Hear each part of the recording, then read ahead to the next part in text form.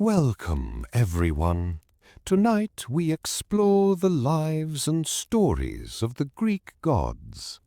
As you settle down and get comfortable, take a moment to like and subscribe for more soothing tales on philosophers and myths of the past. Now, let's begin. Hey there! Tonight we're going somewhere familiar and strange at the same time, into a quiet world of Greek gods who are, for once, not shouting, not throwing thunderbolts, and not turning anyone into a shrub. Instead, this is a space where nothing urgent needs to happen, where you can lie back, breathe, and let the night slowly settle around you. Maybe you're already in bed, lights low, phone dimmed, blankets arranged in that precise configuration that only makes sense to you. Maybe you're just winding down, somewhere between awake and already halfway gone. In any case, there is nothing you need to do here, no decision to make, no test to pass. You're just going to listen. And you'll drift through a long, undramatic story that doesn't mind if you miss entire sections. Tonight's story is about the Greek gods, but not the loud, theatrical versions you usually meet, not the roaring battles and the dramatic curses. No, this is the slower side of Olympus, the almost bureaucratic tour. Who lives where? Who is technically in charge of what? And how an immortal office of sky, sea, and underworld keeps itself running for thousands of years without ever filing for retirement. We'll move gently from the first moments of cosmic chaos to the establishment of the Olympian order, then on to the routines that follow.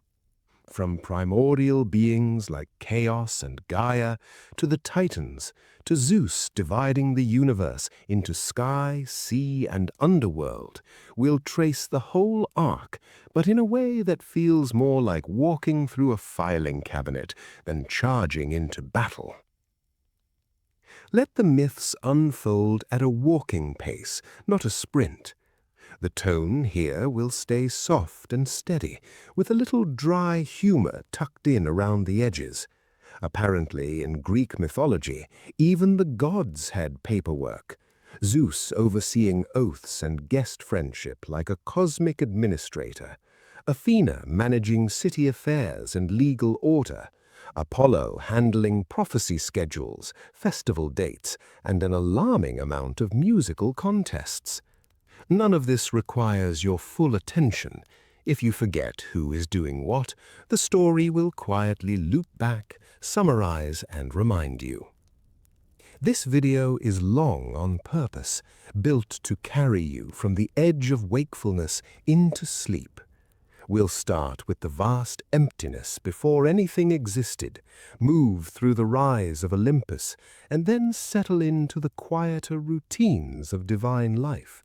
Meals on the mountain, debates over minor regulations, and the ongoing maintenance of fate, which is apparently not unusual in divine circles. Along the way, we'll drift down from Olympus into ordinary towns and farms, where people lit lamps, offered a bit of bread or wine, and imagined these same gods listening. You'll see how Athena might be pictured watching over a city wall, how Poseidon's temper translated into a bad storm for fishermen, how a small household shrine turned distant myths into something as everyday as sweeping the floor. By the time we're calmly describing temple schedules, festivals, and the quiet repetition of prayers at dawn and dusk, your eyes should feel heavier than a marble column. So settle in, find a comfortable position, and let your breathing match the slow rhythm of the story. When you're ready, we'll go back to the very beginning, to the moment before the gods had jobs or names or even a mountain to stand on, and let the myths unfold from there. We'll begin at the far edge of time, where there is almost nothing to keep track of. No Zeus, no Hera, no Kemples yet. Just chaos, the open gap, and then Gaia, the broad earth settling underneath everything, like a mattress laid out before the furniture arrives. From there we move slowly forward. Primordial beings, then titans, then the more familiar Olympians, each generation a little more organized, a little more like an office with job titles, instead of a family argument echoing through the void. You'll meet storm gods and sky rulers like Zeus, who is not only in charge of thunder, but also of law, oaths, and guest friendship, a sort of cosmic host and administrator. You'll meet hearth goddesses like Hestia, who simply keeps the quiet fire going, and Hera, who watches over marriage with a mixture of dignity and, understandably, distressed suspicion. There are sea rulers like Poseidon, endlessly pacing his waves, and quiet keepers of fate, like the three fates, measuring, spinning, and cutting the threads with the patience of civil servants who never get a day off.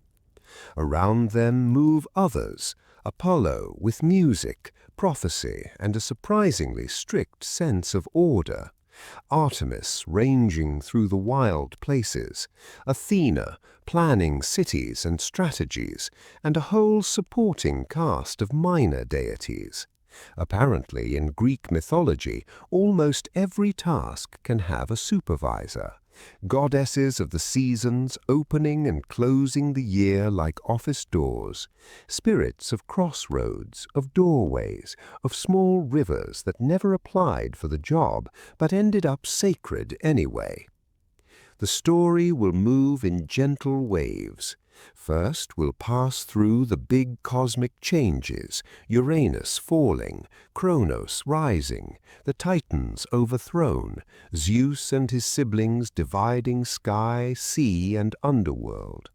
Not a noisy battle for you, but a calm recounting, like reading meeting minutes after the drama has already happened. Then we'll stretch out into long, slower sections where the gods repeat their duties, hold councils on Olympus, and watch sacrifices and festivals rise from below in a steady, predictable rhythm. From time to time we'll pause and quietly say where we are. We began with chaos, we passed the Titans, now we're on Olympus, or now we're down in a small town where someone ties a ribbon on a tree for Hera. So if your attention wanders, and it will, you can return without feeling lost. By the end, we'll bring these old patterns forward, from altars and temples to schedules and offices, from sacred hearths to bedside lamps. You'll see how their rituals echo in your own bedtime routines, and let the myths unfold into something calm, familiar, and very easy to fall asleep to. So while those patterns are quietly lining themselves up in the background of your mind, this is also a good moment for a tiny bit of sleepy housekeeping. If you find that these long, uneventful wanderings through gods and heroes and very ordinary ancient problems make it easier to fall asleep, you can, if you like, tap subscribe or follow. Not as a grand gesture of devotion, more like putting a bookmark in a very boring but comforting book, so that the next time you're understandably distressed at 2 in the morning, you know exactly where the dull mythology section is. Only if it helps you relax, though. If lifting a finger feels like too much administration right now, the gods of algorithms will cope. Tonight, we're going to drift along at your pace, not theirs. If you happen to still be awake enough to focus your eyes, you can also quietly let me know where you're listening from. Some people are in bed, cocooned under blankets, with the room already dim, just the small glow of a screen on the nightstand. Others are on a couch, one lamp on, dishes not quite done, promising themselves they'll get up in 5 minutes. And some are in a night shift break room, shoes off, head tilted back against a wall, borrowing 20 minutes of calm before going out into the bright, artificial day again. It can be oddly comforting to remember that while your room is quiet, there are other rooms, other couches, other break rooms, all tuned to the same slow story. Not a noisy community with constant chatter, but a thin thread of people who have collectively decided that listening to the paperwork of fate is a reasonable sleep strategy. If your mind is already drifting, that's fine. You might only catch fragments, Zeus as a kind of cosmic administrator, ticking off oaths and guest friendship, Athena in her role of guardian of the city, more civil servant than warrior, priests shuffling through temple courtyards at dawn, making sure the fires are lit on time, not thunderbolts, but timetables. And if you're one of those people who has played the same video 3 nights in a row, hearing the beginning again and again, and never quite meeting the end, that is not a problem. That is in fact the design. Apparently, in Greek mythology, immortality means repeating the same duties for thousands of years. Replaying the same hour of audio several nights running is a very scaled-down version. In any case, you're not alone in using old stories as a lullaby. Many listeners treat these myths like a familiar corridor. They start at chaos, pass the Titans, reach Olympus, and then nothing, because sleep arrived somewhere between Cronus's anxieties and Hera's patience. So let the room be as it is. Maybe there's a crack of streetlight under the curtain, a fan humming, a screen slowly dimming. You can set the phone down or let it slide a little in your hand. You'll drift in and out, and the world of the gods will keep moving without needing you to keep track. Because once everything is settled, lights low, blankets adjusted, notifications ignored, we'll step very slowly back to the beginning of everything. Not the temples, not the festivals, not even the busy offices of Olympus yet, but that first quiet moment before there were gods at all, when there was only the deep, patient dark waiting for a story to start. At the edge of the dark, the myths are already gathering. Not noisy, not demanding. They wait like patient visitors in a quiet hallway. Gods in their formal domains, monsters on their best behavior, heroes temporarily off duty. Apparently, in Greek mythology, even thunderbolts can sit still for a while. You might imagine Zeus setting down the lightning, Hera taking a break from palace politics, Athena closing the last scroll of the day. They are not here to startle you. They are here to whisper. Stories have been telling themselves for a long time. Tonight, we're going to let the myths unfold without rushing them, as if you were listening from behind thick glass, safe and a little drowsy, watching the ripples of drama without being pulled in. And let's begin at the very beginning. No sky, no sea, no light or dark, just the quiet before everything. Not the noisy kind of chaos with shouting and spilled wine, but the other kind, a vast, still potential, a room waiting for furniture, a stage before the actors wander on. From that formless chaos, something will slowly stir, a shape, a presence, a first god who is not yet a god in the way you know them. In any case, once she arrives, nothing will ever be quite empty again. Because once she arrives, the room is no longer empty. From the quiet of chaos, Gaia eases into being, not with a bang, not with a dramatic entrance, but like a landscape slowly appearing as morning mist thins. She is the broad earth, the ground under every future footstep, the steady weight beneath all the drifting possibilities. If chaos is the blank page, Gaia is the first line written in a calm, deliberate hand, giving the world somewhere solid to stand. Around and beneath her, another presence forms, Tartarus, not a dungeon yet, not a place of punishment, just depth, a far below, a down. You can imagine it as the feeling of a basement in a house that has not been built, a cool, endless underlayer that simply waits. No flames, no chains, just the idea that there is more below than you can see, a quiet counterweight to the open space above. And then, almost shyly, Eros, not the later winged troublemaker with arrows and unfortunate timing. Apparently, in Greek mythology, Eros begins as something much more patient. He is the gentle pull that encourages things to come together and stay together.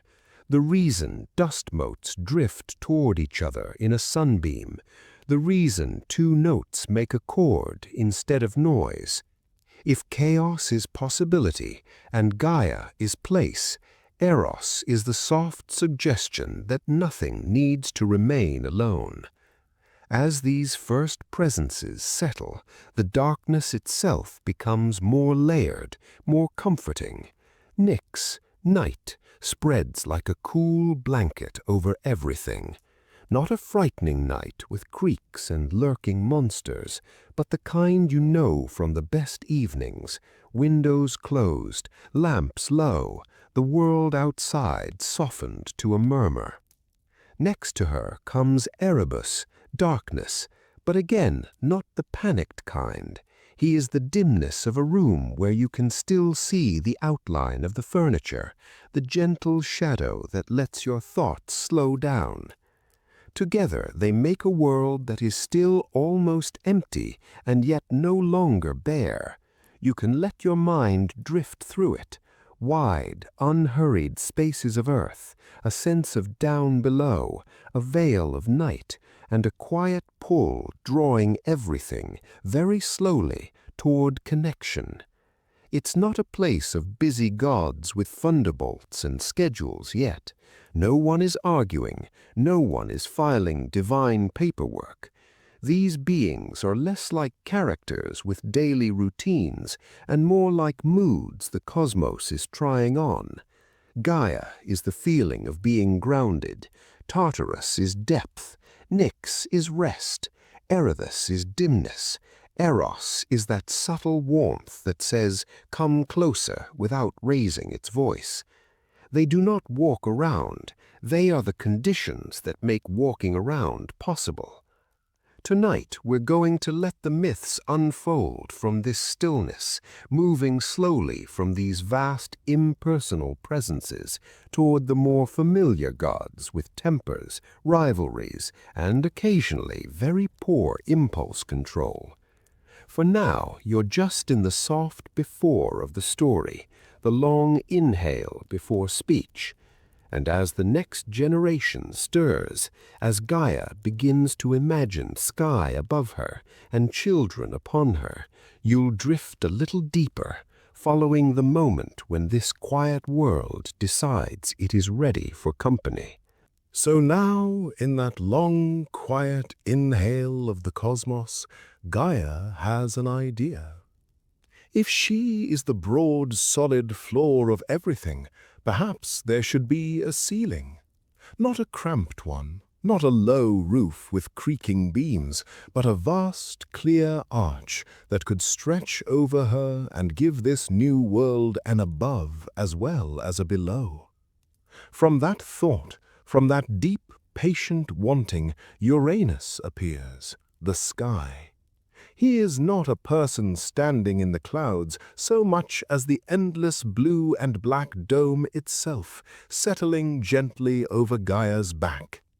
Earth below, sky above, a kind of cosmic household takes shape, simple and neat, like a room finally furnished with both floor and ceiling, with everything slowly finding its proper place.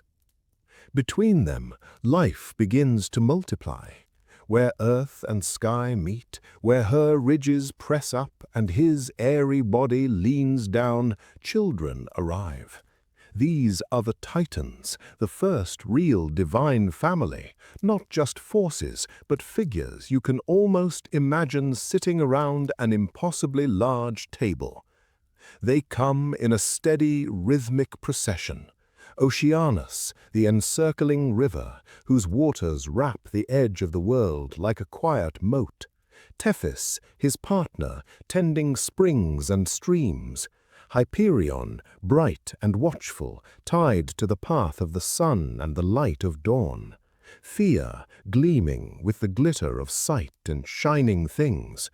Coes and Phoebe, thoughtful and luminous, linked with intelligence and oracles. Themis, solemn and steady, the sense of right order and custom. Rhea, rich and fertile, future mother of more complicated gods. Mnemosyne, memory itself, holding on to what has happened so it does not simply sink back into silence. And Cronus, patient and sharp, a god of time in its slow, cutting, harvest-like way. Apparently, in Greek mythology, this is what passes for a normal family. As they arrive, the world settles. Seas lie in their appointed basins, held in place by Oceanus and his countless daughters. Mountains stand where Gaia has pushed them up, now framed by the curve of Uranus above. Day and night begin to cycle more predictably. Hyperion's light rising and falling, Phoebe's softer glow answering in turn. It is not yet the busy age of cities and heroes. It is more like an early morning when everything is arranged but almost no one is awake to see it. You can imagine Uranus looking down at this growing crowd and feeling, if a sky can feel, a little overwhelmed. At first, a few children are charming. Then there are 10, then 12, each with their own domain, their own gravity. Not the noisy kind of domestic chaos, but the heavy awareness that he is now the ceiling over a very full house. In any case, being the first cosmic father figure comes with no handbook, no prior example, only the constant arrival of more responsibility. On the surface, things remain orderly. Themis's quiet sense of rightness seeps through the family, and the Titans take up their posts without open rebellion. But underneath that calm, a different rhythm is starting. Cronus watches. Rhea waits.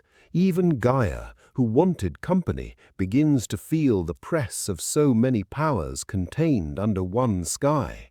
It is as if, far out beyond Oceanus, beyond the edge of the mapped world, a storm is forming that has not yet touched the land. For now you'll drift with this early measured universe, floor and ceiling in place, family assembled, the pattern of generations just beginning to appear. Let the myths unfold slowly, because the next turn in this story will show you how even in a neatly ordered world, tension can grow in the quiet spaces between parent and child, between earth and sky. So the world has its ceiling and its floor, its early family of gods, and that calm you feel now. The universe feels it too. But even in this measured quiet, something a little awkward starts to happen between earth and sky.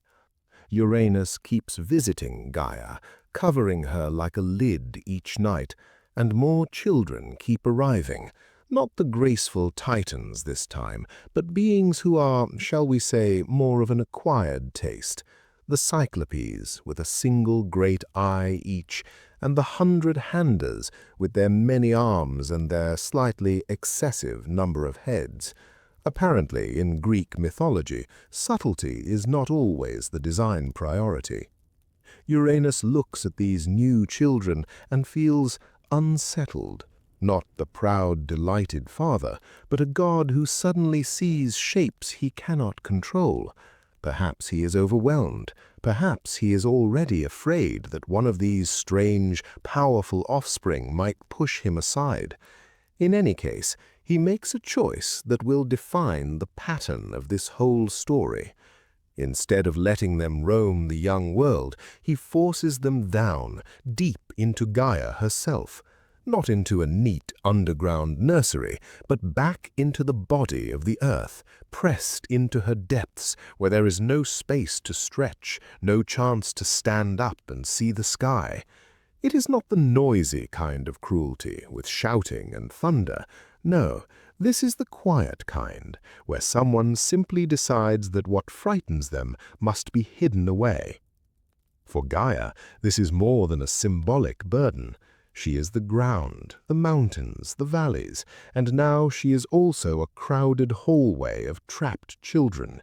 She feels heavy, not in a dramatic, collapsing way, but in that slow, aching sense of carrying too much for too long, as if every hill is a bruise and every deep place is holding its breath.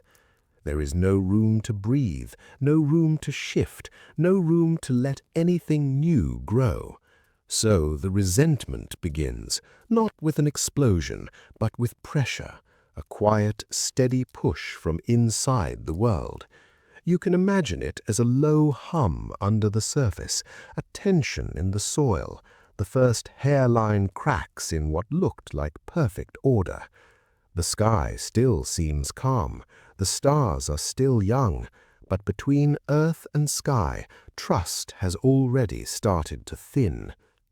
Here, long before Zeus, long before familiar heroes and monsters, the fear of being overthrown is already at work. Uranus tries to prevent his own replacement by locking away the very beings who might one day challenge him, and in doing so, he plants the seed of that challenge. The pattern you'll see again and again, power, fear, control, and eventual overthrow, has already taken root. Gaia is understandably distressed, but she is also patient. Slowly, she begins to speak to the children she can still reach, the titans who are not buried quite so deep, whispering plans through stone and root.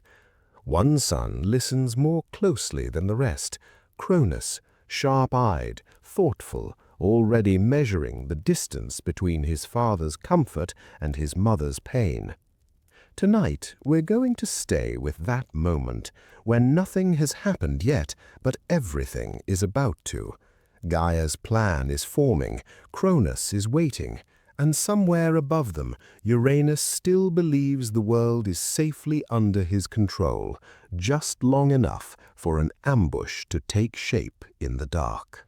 So we stay there with you for a moment, in that held breath between thought and action, while Gaia's plan settles like mist over the world. Not a loud rebellion with banners and speeches. No, this is the quiet kind, born in the dark, in the space where pain has gone on just a little too long. Gaia, understandably distressed by the constant pressure of children shoved back inside her, does something very simple and very radical. She shapes a tool. Not a thunderbolt, not a magic sword, just a curved blade made of unbreakable stone, a sickle that could cut even the sky. She calls her children, the Titans, and offers it to them. They look, they hesitate. You can almost see them weighing fear against relief, the comfort of obedience against the ache of their mother's suffering. Most of them step back. They've seen what Uranus does when he's displeased. In any case, immortality makes you very patient with bad situations. But one Titan moves forward. Cronus, the youngest, the one who has watched longest from the edge, quietly reaches out and takes the sickle. No speech, no heroic pose, just a decision, made in the kind of silence that changes everything. Night comes. The world is still half-formed, half-shadow. Uranus leans down again to cover Gaia, confident, unhurried, believing the pattern will repeat as it always has. From the darkness, Cronus waits. This is not a noisy ambush with clashing armies. It's a single, sudden act, a movement of the arm, a bright line drawn through the old order, and then the sky pulls back from the earth. Apparently, in Greek mythology, even family therapy involves rearranging the structure of the cosmos. Uranus is cut away, lifted, and the space between sky and earth opens up wide and clear. The world can breathe. You'll drift with it for a second, feeling that sense of distance, of height, as if someone has finally opened a window in a very crowded room. But the story doesn't stop at the cut.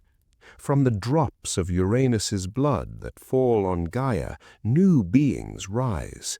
The Furies, those relentless spirits of vengeance, towering giants, other strange presences that will haunt later stories.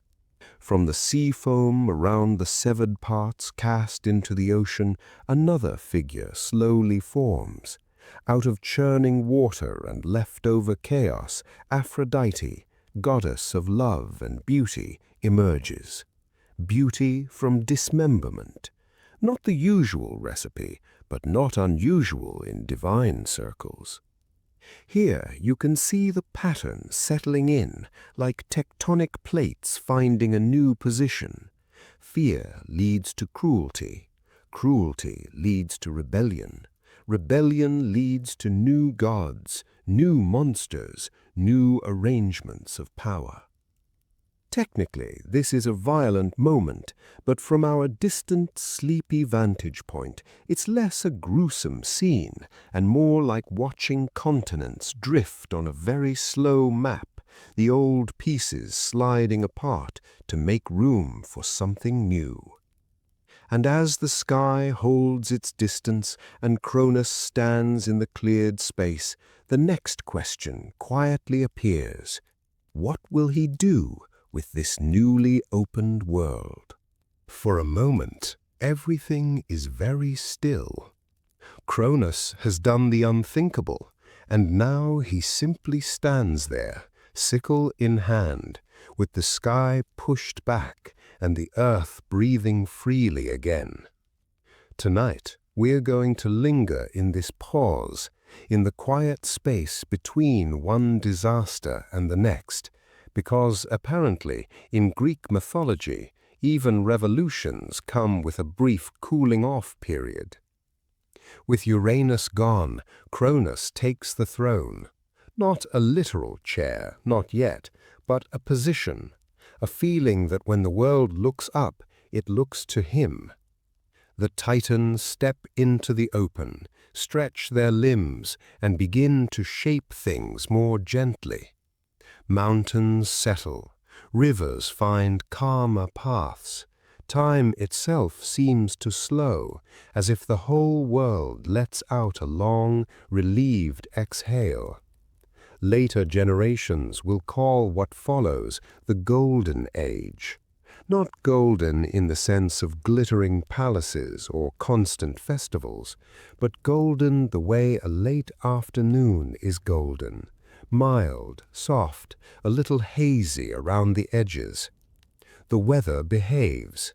Winters are not too sharp, summers not too harsh, and the soil cooperates without much persuasion. Grain grows easily, fruit trees lean down with very little encouragement, And humans, still early in the story, live simply, without plows, without coins, without much in the way of sorrow. There are no written laws yet, no courts, no juries, no anxious lines of people waiting to plead their case, not because everyone is perfect, but because for a brief span of time they simply do not need much. Needs are small, the world is generous, and conflict never quite gathers enough force to become permanent. Time moves at a gentle pace, day, night, season, repeat. You'll drift if you imagine it, a world where survival is not a daily argument, but a quiet habit. Beside Cronus stands Rhea, his sister and partner, another Titan born of earth and sky. Where Cronus is associated with cutting and dividing, Rhea is tied to flowing things, the ease of birth, the turning of seasons, the soft continuity that keeps life from snapping.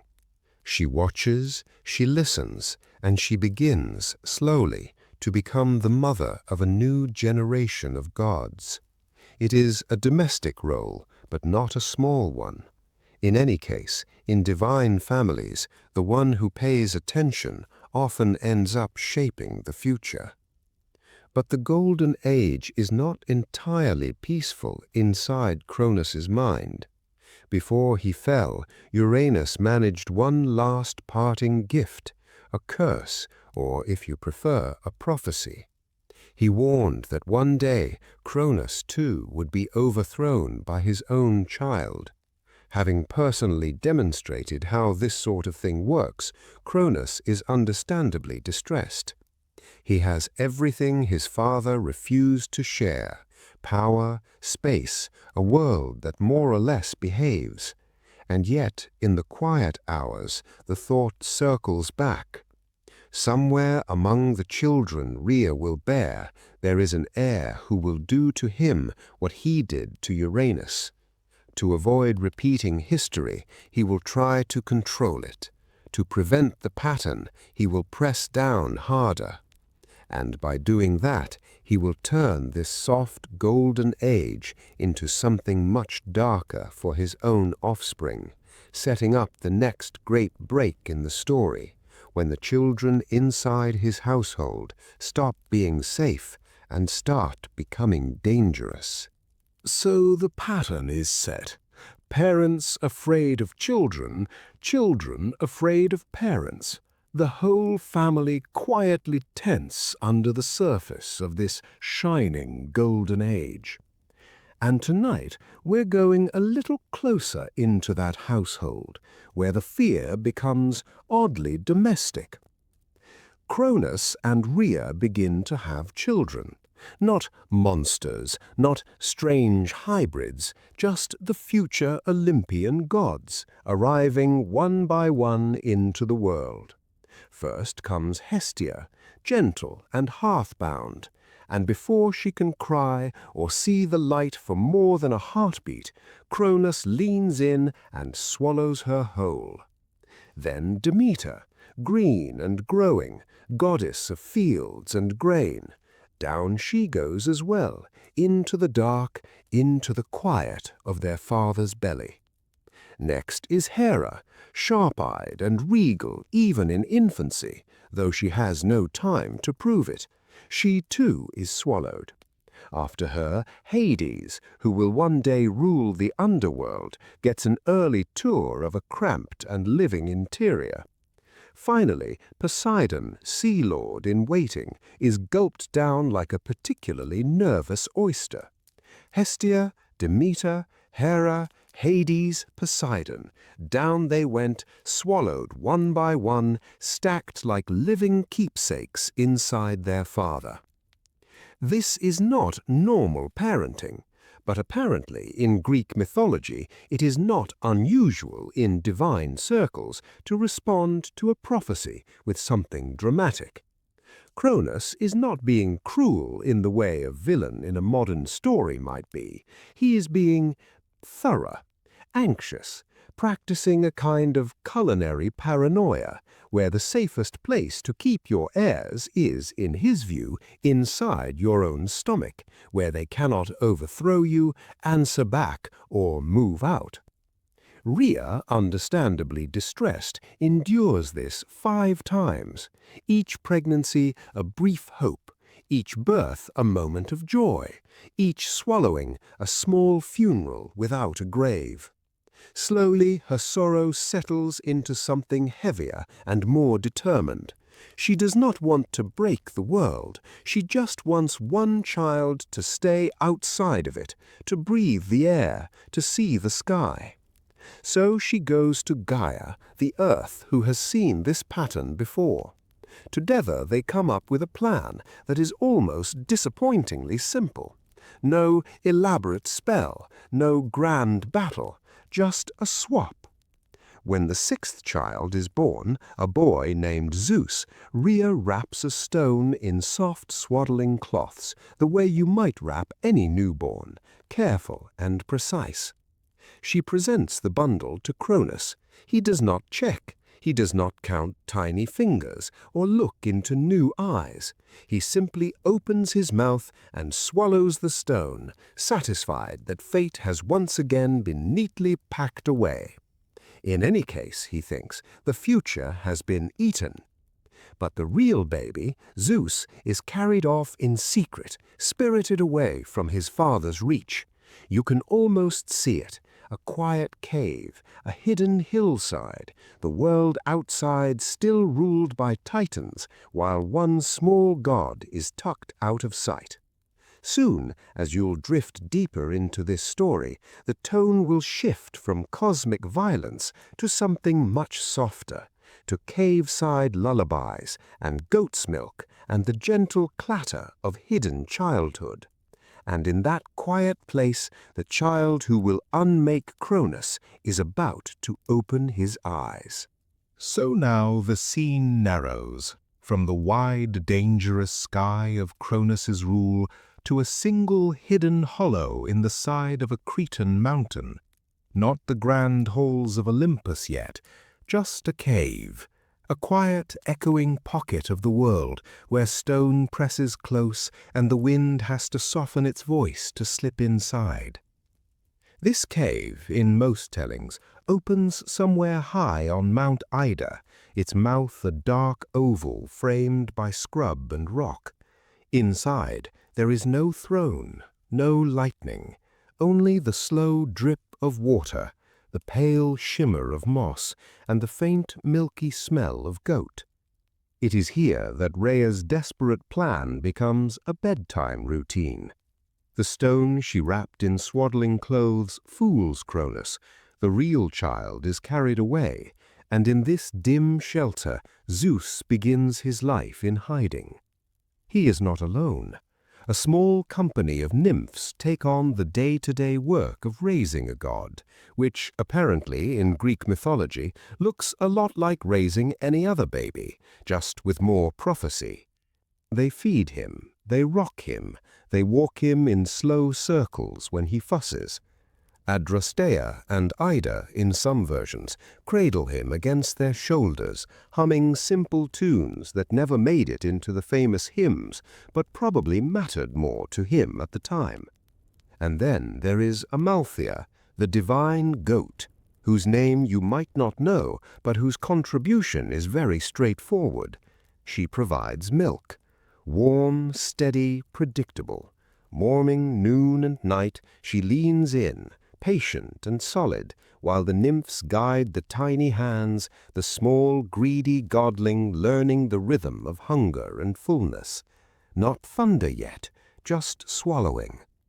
Outside the cave, the world is still ruled by titans. Inside, the schedule is surprisingly ordinary. Feed, sleep, clean, repeat.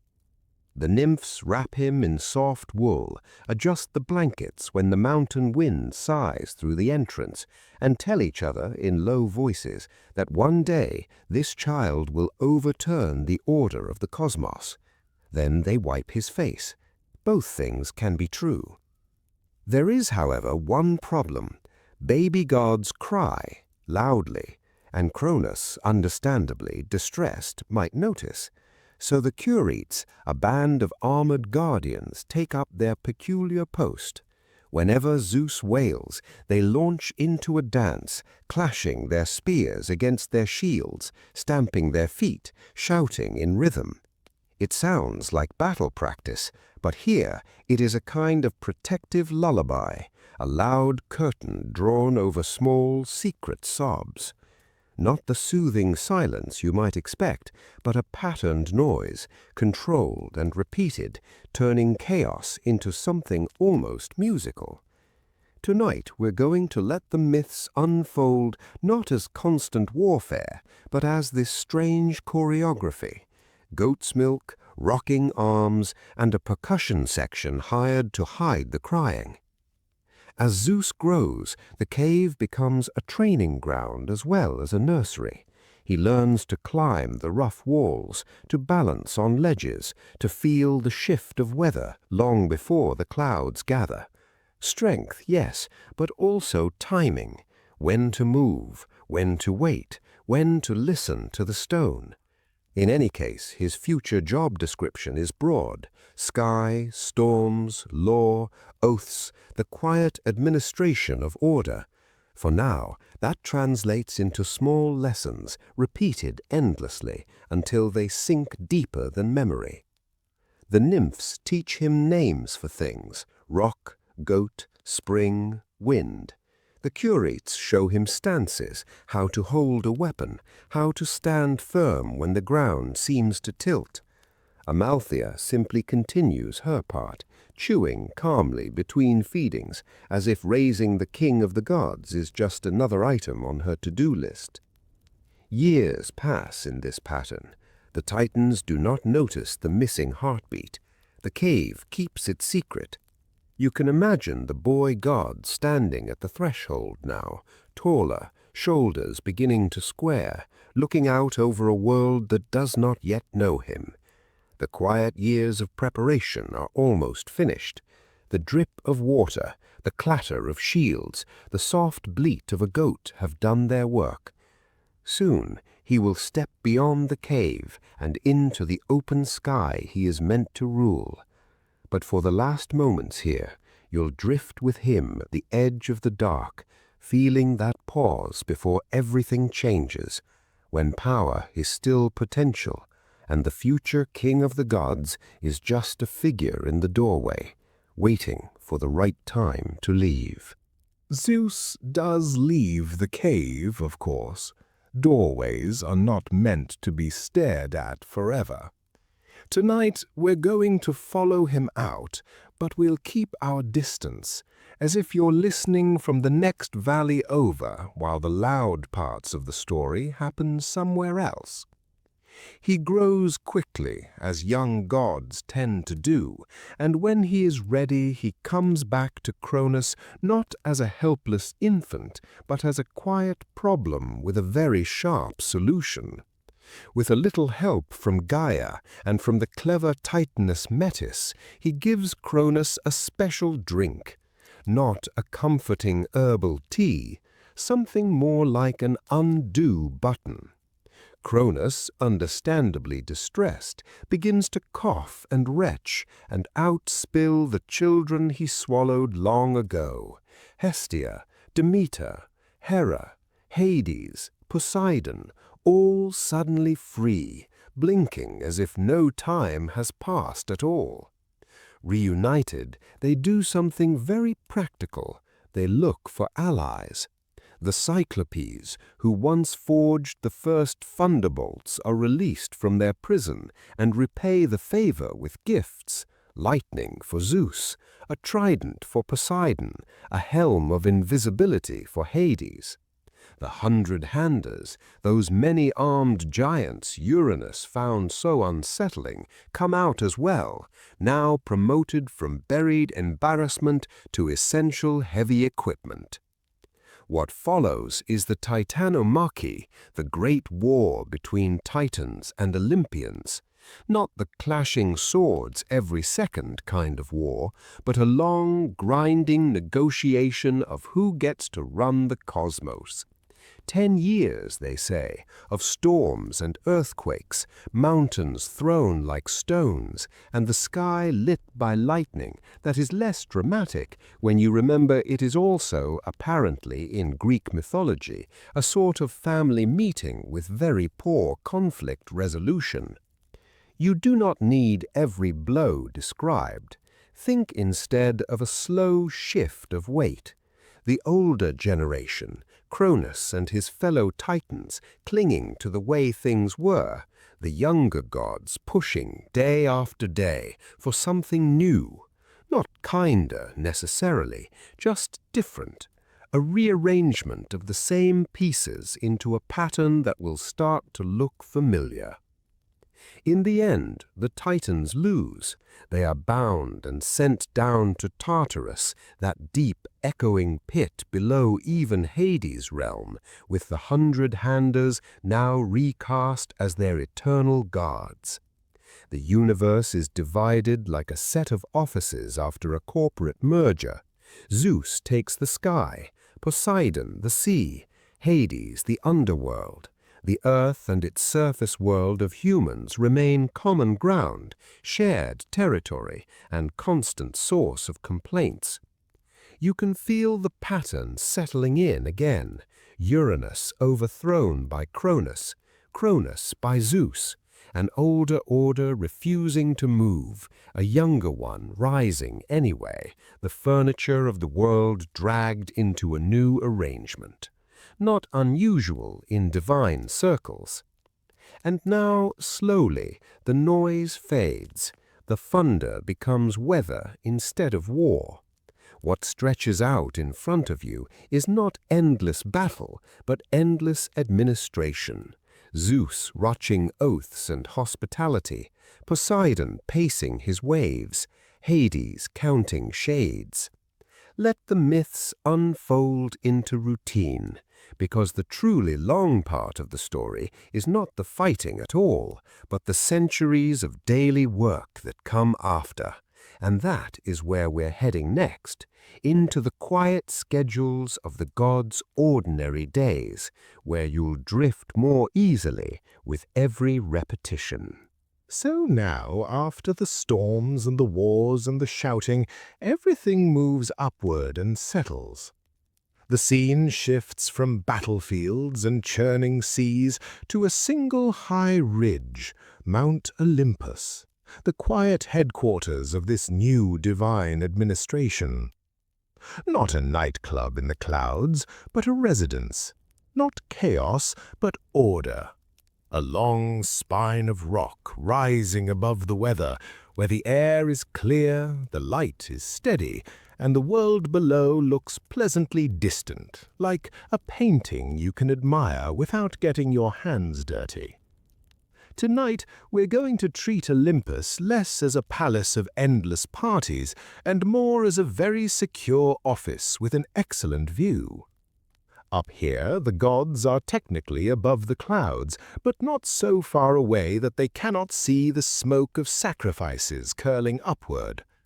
They sit in bright halls that never quite get dark, with polished floors, quiet corridors, and doors that always open when a deity wishes to pass.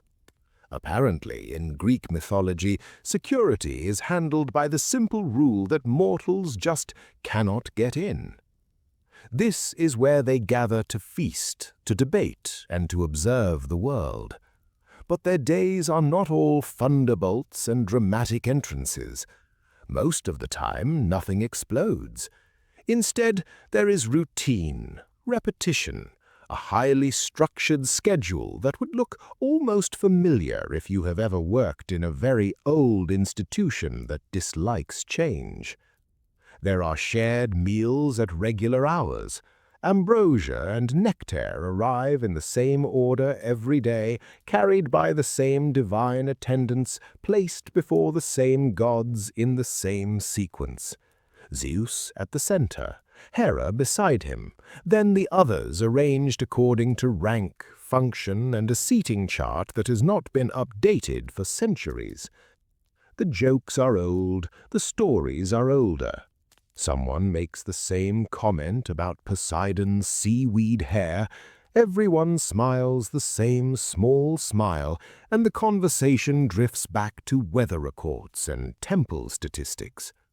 You can imagine the rhythm: cup raised, sip taken, nod exchanged.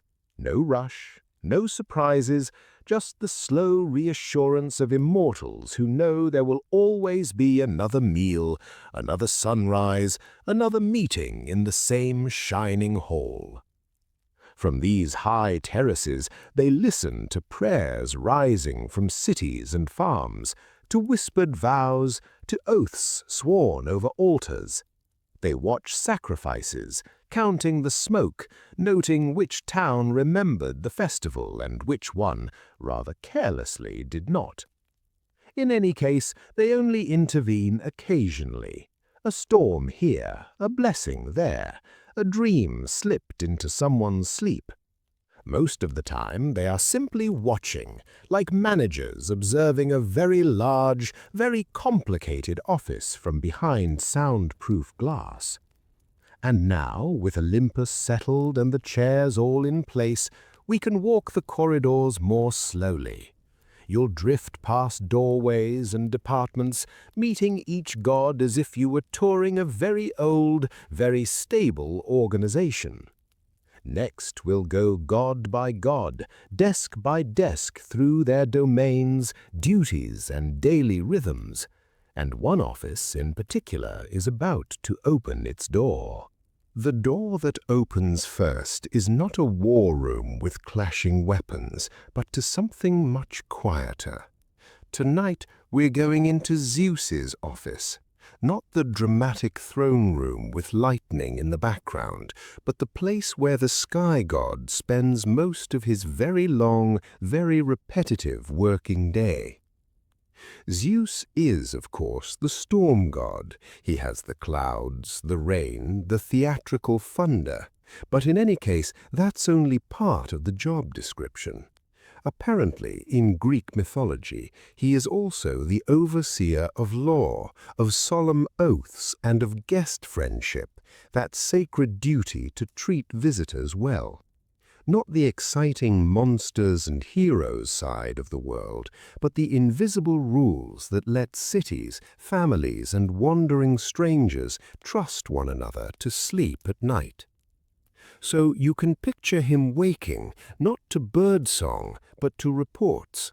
Hermes arrives first, a kind of divine courier, dropping off summaries from distant cities, a king swearing loyalty here, a merchant promising fair weights there, a household vowing to protect a guest. No shouting, no lightning yet, just a stack of invisible paperwork settling on the king of gods. As the day stretches, the prayers begin to filter in. A nervous ruler, hand on a sacrificial animal, calls on Zeus as guardian of oaths. A weary traveler, understandably distressed after a day on the road, whispers to Zeus Xenios, Zeus of hospitality, hoping the next door that opens will be kind. You, listening now, can imagine these voices as a steady, gentle murmur in the background, like distant rain on the roof of Olympus. Most of the time, Zeus does not hurl a thunderbolt. That is the urgent email option, reserved for truly flagrant violations, the guest murdered under a host's roof, the sworn treaty broken the next morning. He would rather send a warning storm, a troubling dream, a small misfortune that nudges people back toward the agreed rules. Not chaos, but quiet course correction. At regular intervals, he chairs meetings, not the noisy kind with overturned tables, but councils on Olympus where gods present cases and complaints. Hera objects to some mortal wedding. Athena argues for a city that kept its promises. Poseidon, possibly still irritated about the sea's share of power, raises a concern. Zeus listens, weighs, and presides, the eternal meeting chairperson who never gets to retire and never quite clears the agenda. And always the patterns repeat. Century after century, humans make the same kinds of promises, break them in the same familiar ways, and offer the same apologies. A guest is honored, then betrayed. A ruler swears peace, then quietly sharpens weapons. The details change, the loop does not. You'll drift if you let yourself on that repetition. Oath, choice, consequence, and another oath. Let the myths unfold like a very long case file, because once you've seen Zeus as an administrator, it becomes easier to walk down the corridor to the next office and ask what everyone else is doing all day. So, you step through that imaginary corridor of divine offices, past Zeus with his oaths and thunderbolt paperwork, and arrive at a quieter door. No lightning engraved on the nameplate here, just Hera, goddess of marriage, protector of households, the one who has to read every domestic file in the Greek world.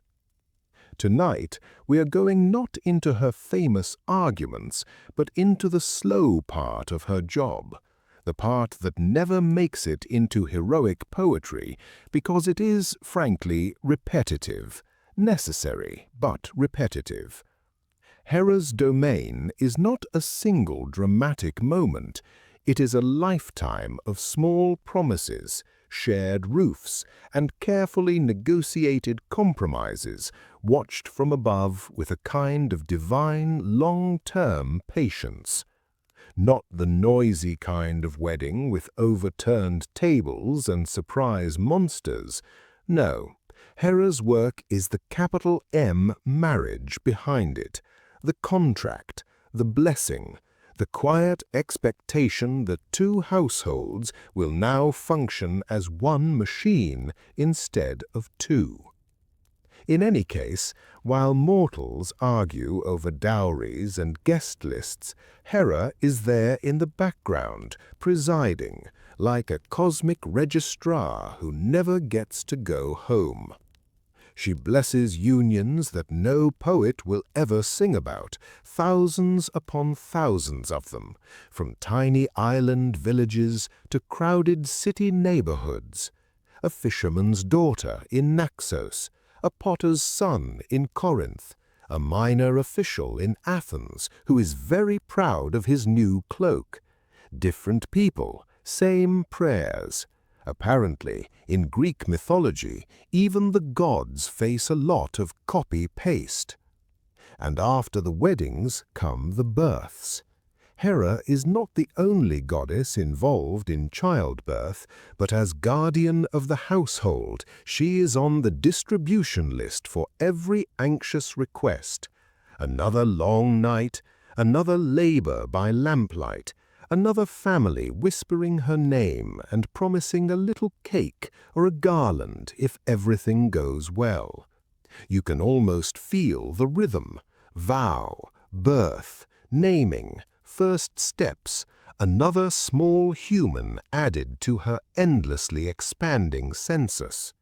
She watches, too, when the cradle becomes a bed, when the bed becomes a shared room, when that room becomes a whole slightly chaotic house. Stability is her concern, not dramatic happiness, not romantic destiny, just the continued functioning of the unit.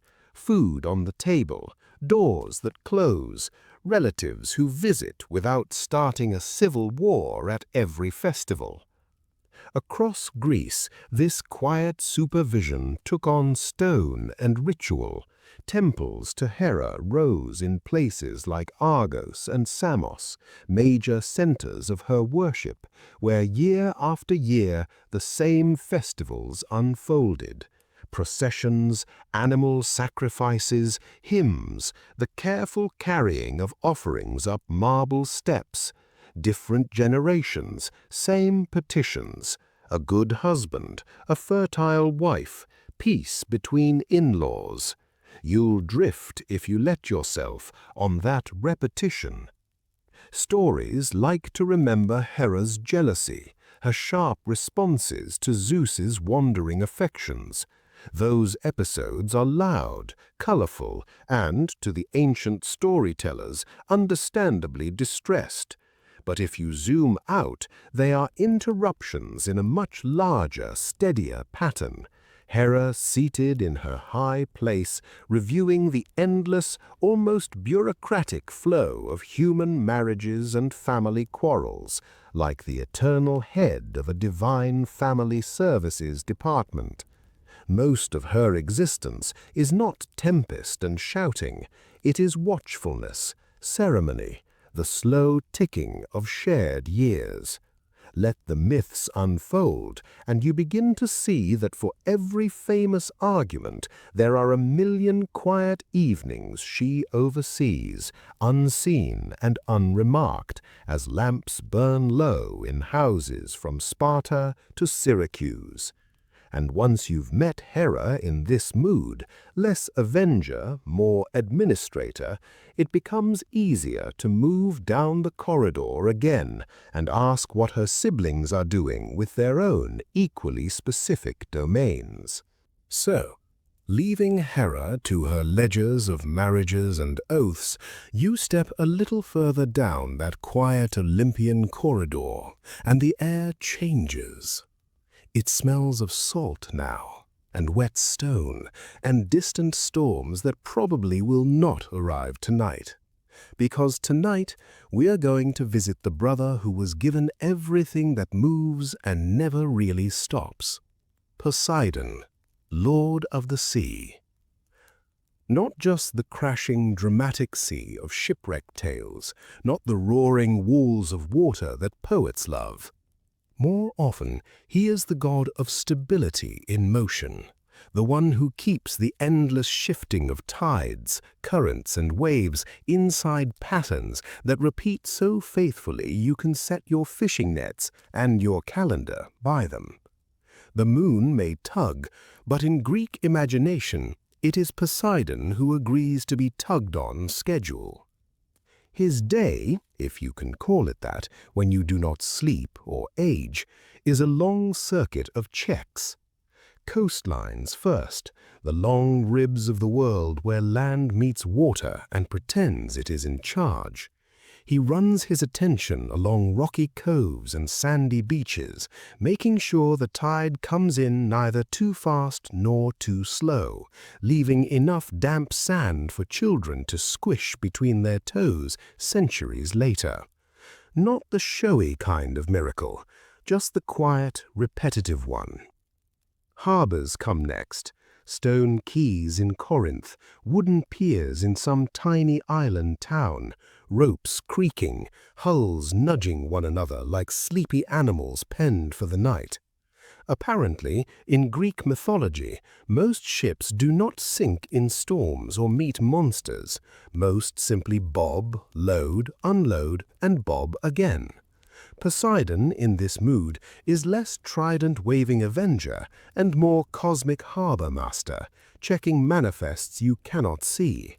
This grain ship out, that fishing boat in, 3 merchant vessels delayed by a reasonable headwind. You can imagine him pausing over any given ship, noting that it will leave Piraeus at dawn, reach Naxos by dusk, and return with wine jars stacked like terracotta beehives. No drama, no sirens, no whirl tools, just a safe, slightly boring triangle on the water. And because most voyages end the way they're supposed to, you'll drift, if you were a sailor, into a habit of trust. Around all of this runs a constant background hum of prayer. Fishermen mutter his name as they push their boats off the shingle. Merchants promise a cut of their profits if the cargo arrives intact. Coastal towns offer bulls, or at least the best they can afford, to keep their harbors silt-free and their storms politely distant. The sacrifices are regular, rhythmic, almost like another tide flowing up toward the god who keeps the real one in line. And then there are the earthquakes. He is the earth shaker, too, which sounds alarming, and was if your house was mostly mud brick and optimism. But even here, the stories frame it as a kind of rare adjustment, a sudden reminder that the ground is not as fixed as it pretends to be. Centuries of stillness, then one sharp correction as Poseidon shifts his trident and the crust remembers it is floating. In any case, most days pass without a tremor. The record of the earth under his watch is mostly patience, stones holding, foundations staying put, temples standing where architects left them. People remember the few violent moments and forget the thousands of quiet ones, which is very human and not unusual in divine circles either. So, as his endless circuit continues, tides checked, currents nudged, ships counted and released, you can almost see the pattern of his domain like a great moving map. Lines of travel, rings of waves, tiny pinpricks of lamplight along coasts that trust him, or at least hope to bribe him. And if this is what a single god does with 1/3 of the cosmos, you might start to wonder what his other brother is doing below, where there are no tides at all, and no returning ships. Below those restless waves, there is no map of movement at all. No storms, no shipwrecks, no last-minute prayers. Just a country of stillness, where everything has already happened and nothing urgent remains to be done. This is Hades' realm, not the flaming torture chamber you might be picturing from later traditions, but apparently, in Greek mythology, more of a very large, very quiet waiting room for the dead. Souls arrive, they are processed, and then they simply exist, subdued and unchanging, like guests who have checked into a hotel that never has a checkout time and never changes the sheets. Hades himself fits the mood. He is not a cackling villain, not a chaos-loving monster, not even especially dramatic. He is a reserved, dutiful figure who almost never leaves his post, the serious middle manager of 1/3 of the cosmos. While Zeus throws thunderbolts and Poseidon shakes the earth, Hades oversees intake, sorting, and long-term storage. Day after day, century after century, he does the same work, and the work never runs out. To enter his world, you pass through a system that feels less like a nightmare and more like a vast, ancient bureaucracy. First, the gates, watched by Cerberus, who is less a ferocious beast and more a very committed security dog with an excellent attendance record. Then the rivers, Styx, Lethe, Acheron, each with its own function, each following its course without surprise. Ferrymen collect their coins, passengers board, passengers disembark. No one is rushing for the last boat. There is always another. Further in, the judges sit, Minos, Rhadamanthes, and Aeacus. They do not improvise. They consult the rules, listen to the facts, and assign souls to their regions, the pleasant meadows of the Elysian fields, the ordinary grayness of Asphodel, the rare cordoned-off punishments of Tartarus. Not the noisy kind of court with shouting and overturned tables. No, this is a calm procedural hearing where the verdict is simply the formal recognition of what a life has already become. Even the most dramatic story here follows a schedule.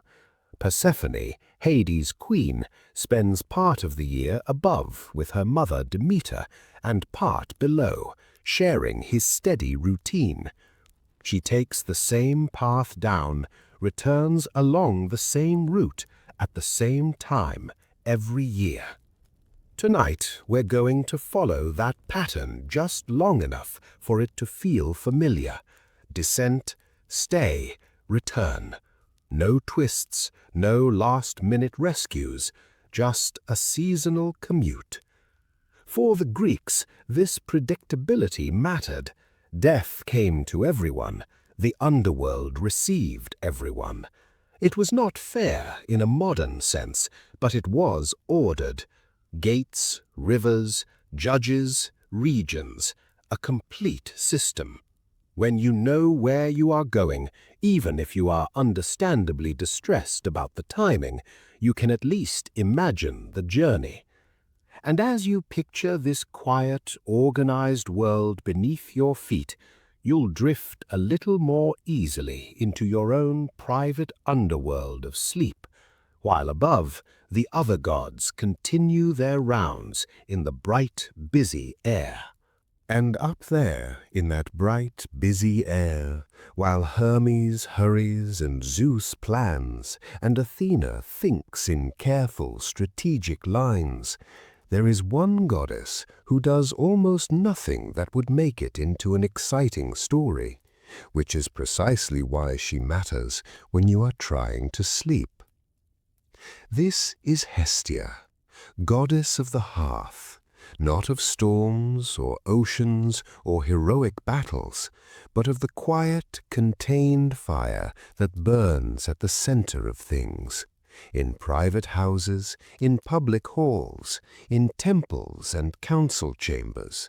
Wherever people needed warmth, light, and a place to cook their very ordinary dinners, there she was, represented by a flame that was not supposed to go out.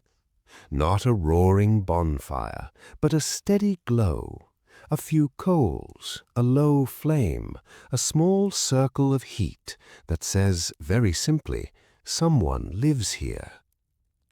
The Greeks imagined that every time a household tended its fire, they were, in a way, tending Hestia. When they dropped a bit of grain, or a splash of wine, or the first piece of bread into the flames, those were offerings to her, quiet acknowledgments that their world kept going because the fire kept going. Her daily tasks, if you can call them that, were almost monotonous. Keep the flame alive, accept the offerings, be present, that is all.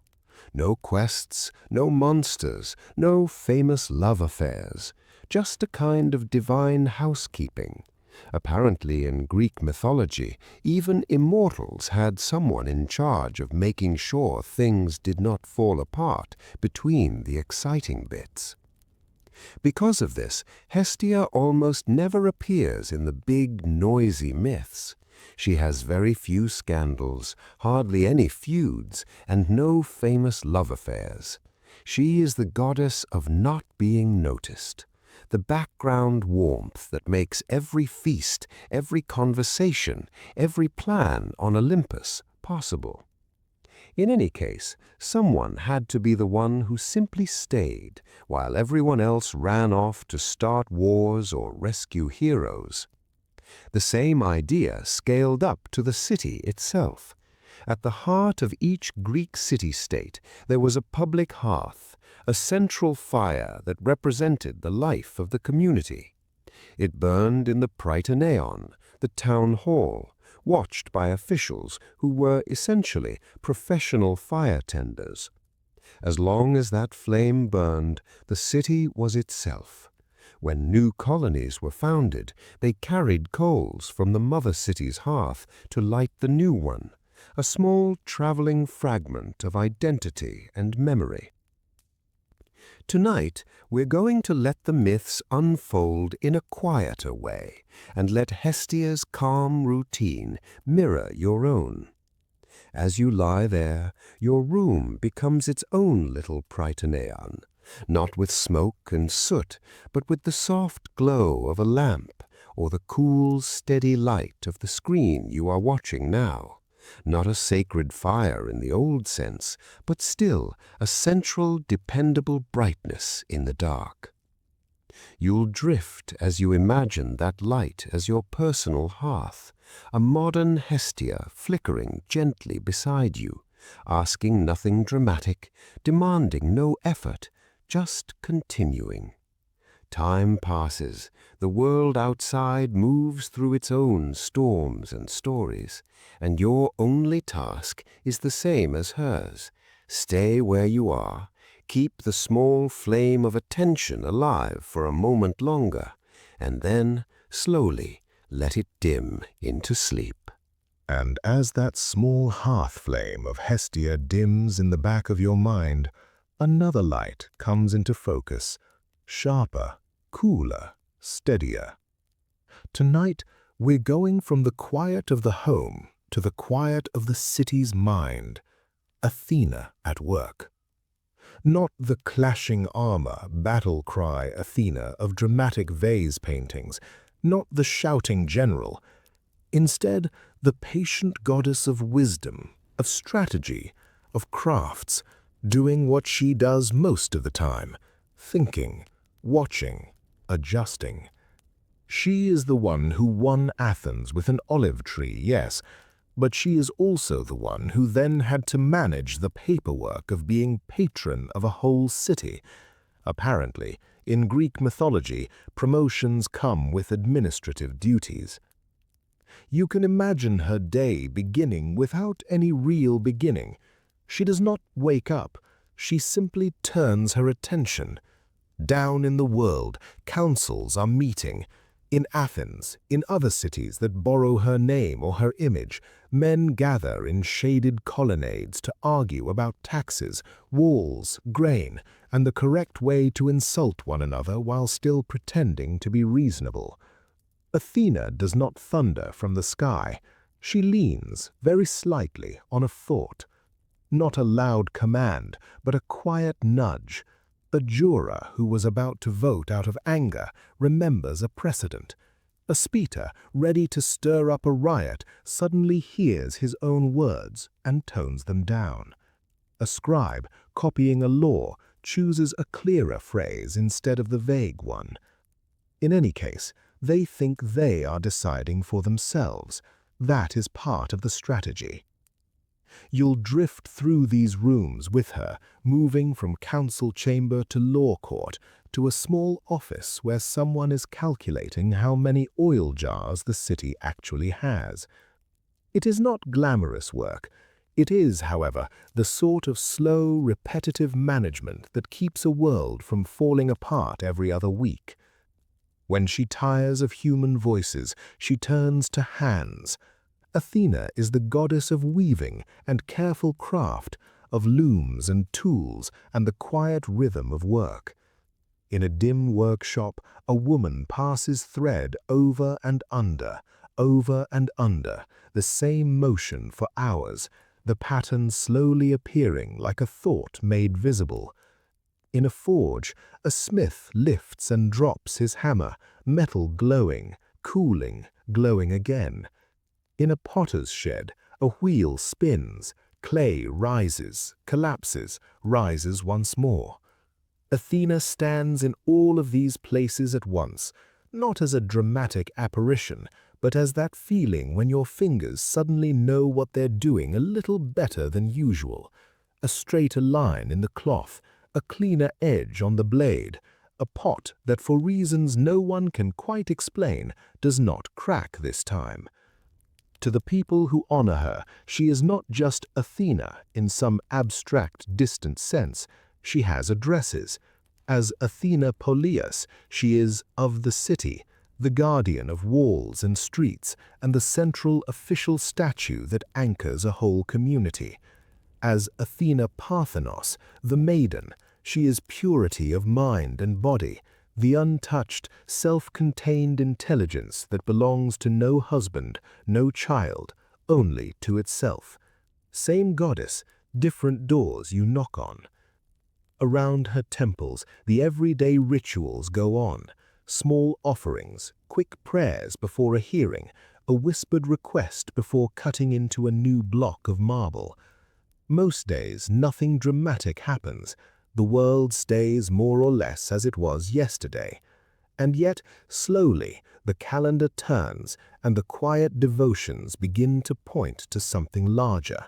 The long, careful build-up to the Panathenaea, when the whole city will stop, look up at her, and for once she will not be working in the background at all.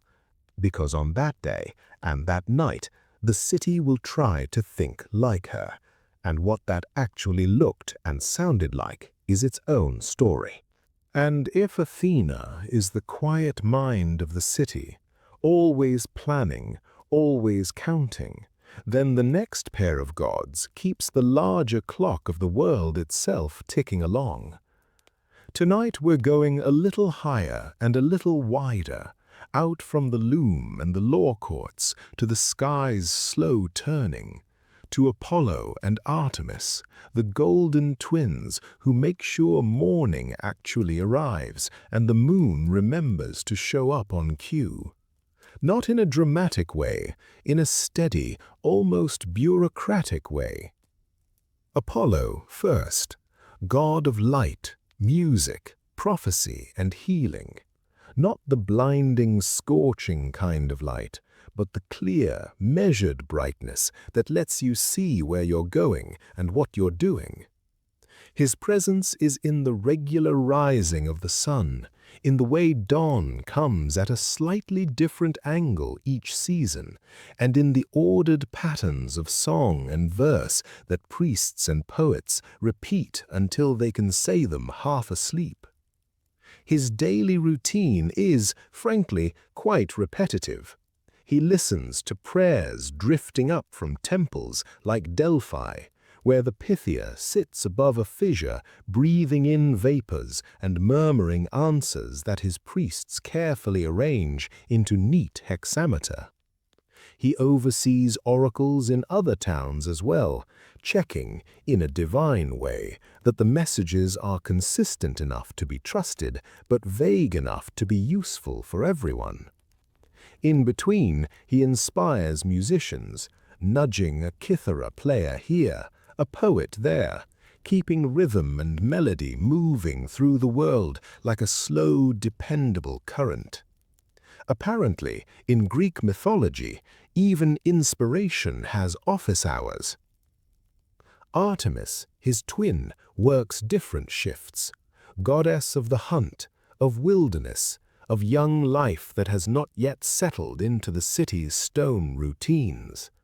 While Apollo's light falls on temples and theaters, she moves through forests and over mountain paths, watching animals and children with a quiet, vigilant gaze.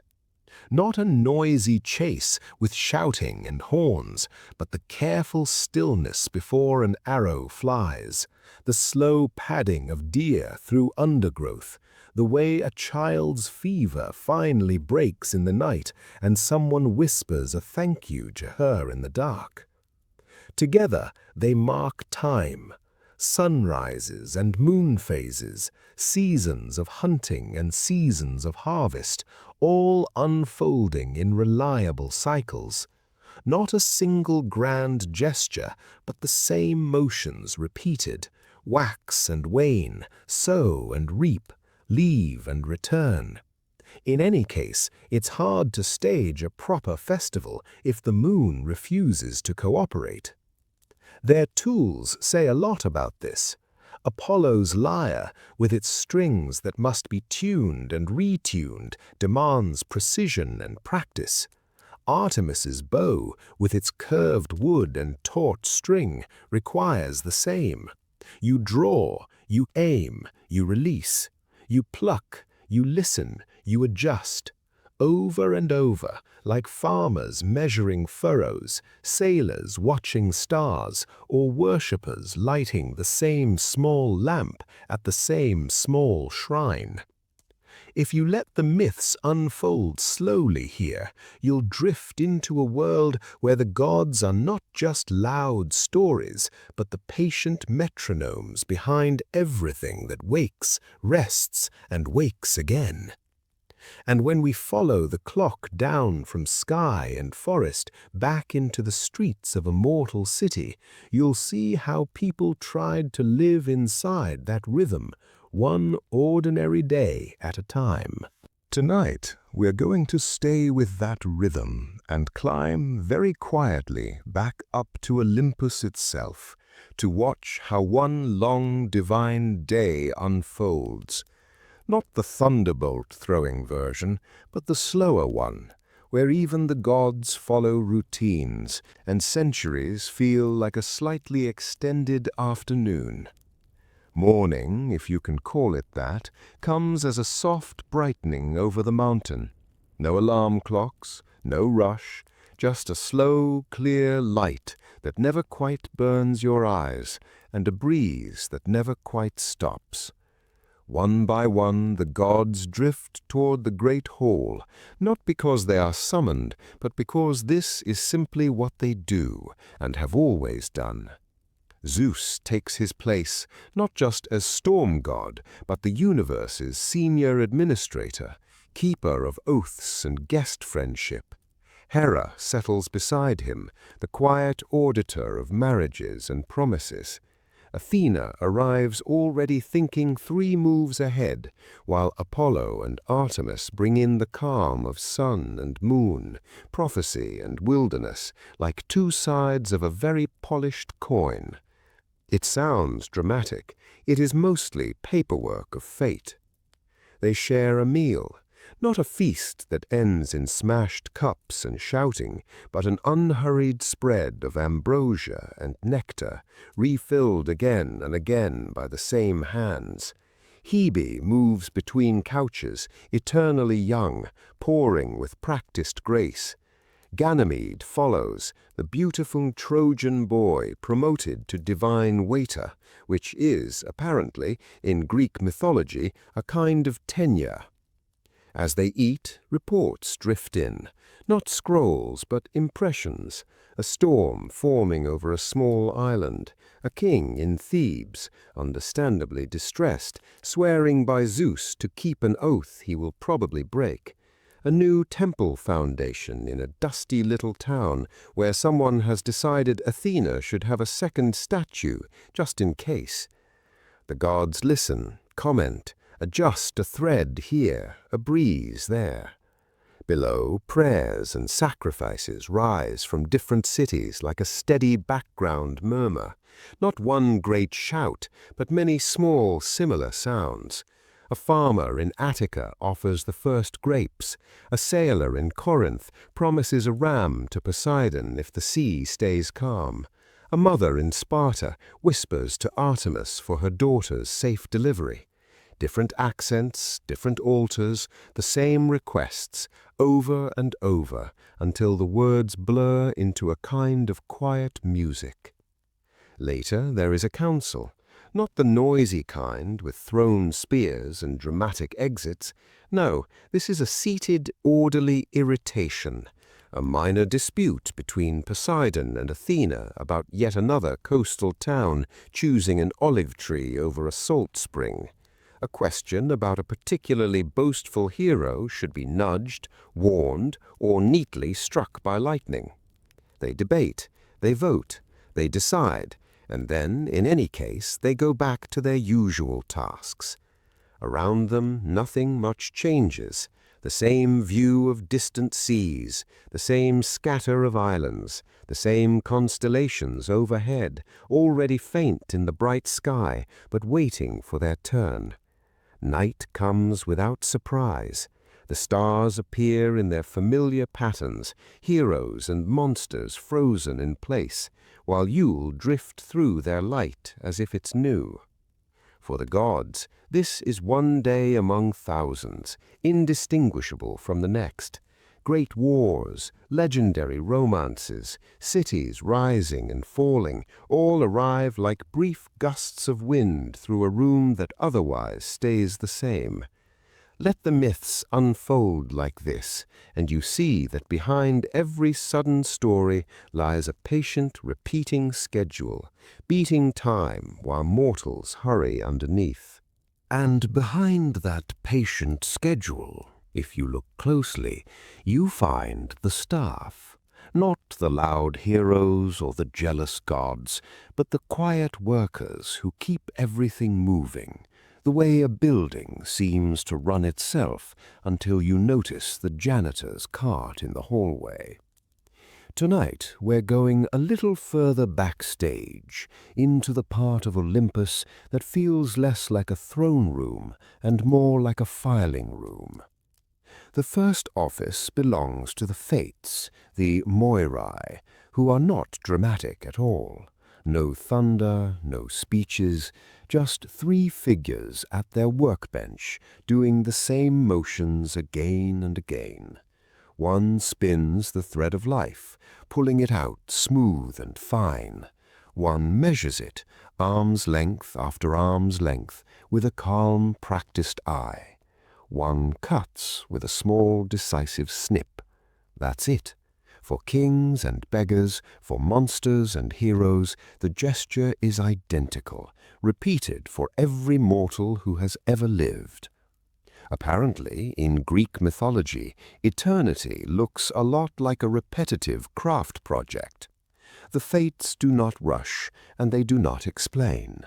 They do not lean over your shoulder, whispering advice. They simply work, recording the length of each life not in ink, but in thread. Birth, growth, decline, all implied in the distance between the spindle and the shears. It is not a battlefield. It's closer to an office where the same form has to be filled out line by line in triplicate. Next door, in a kind of celestial scheduling department, you find the hours, the horae. Not hours on a clock, but the seasons, the proper times, the right moments. They are the keepers of when. They open the gates of Olympus in the morning and close them at night, like doorkeepers with excellent punctuality. They usher in spring for planting, summer for growth, autumn for harvest, and winter for rest, turning the year like a great slow wheel.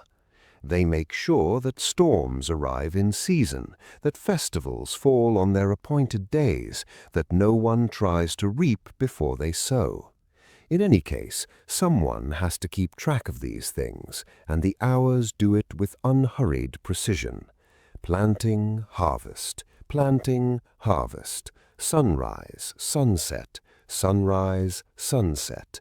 The same cycle over and over, until you'll drift just listening to the rhythm of it. Around them move other minor officials, each with a narrow, recurring task. Nike, the personification of victory, appears at the end of battles like a very specialized courier, delivering a laurel crown and updating the record of who actually won. Dike, justice, notes down verdicts and broken oaths, quietly aligning human courts with divine expectations.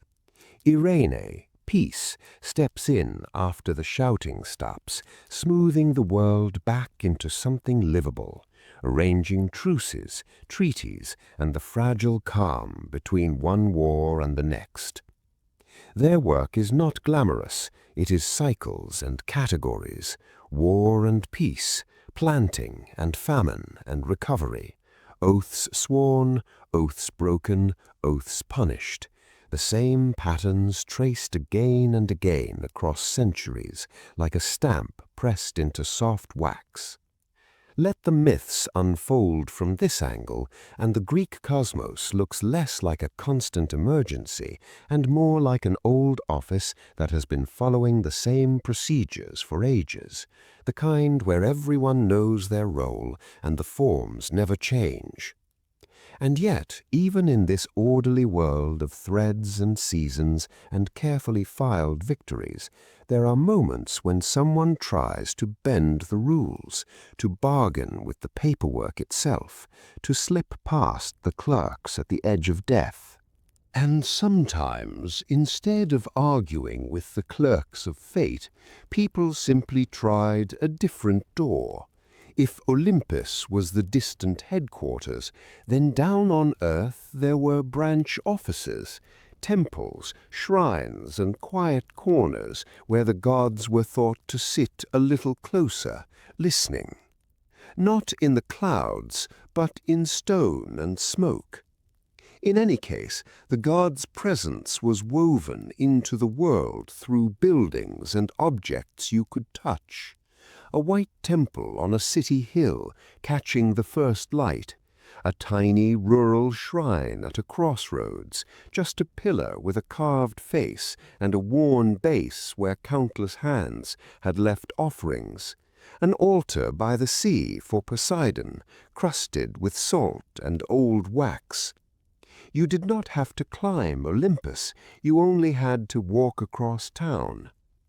Inside these temples, the gods lived in statues, not trapped exactly, but represented. Athena Polias of the city in one place, Athena Parthenos, the maiden, in another. Slightly different armor, slightly different stories, but recognizably the same goddess, like different titles on the same very long divine resume. Apparently, in Greek mythology, one god could be many local versions at once, each with its own schedule of festivals and its own way of being greeted every morning. And there were people whose job was to keep those greetings on time. Priests and priestesses did not preach sermons, they kept routines.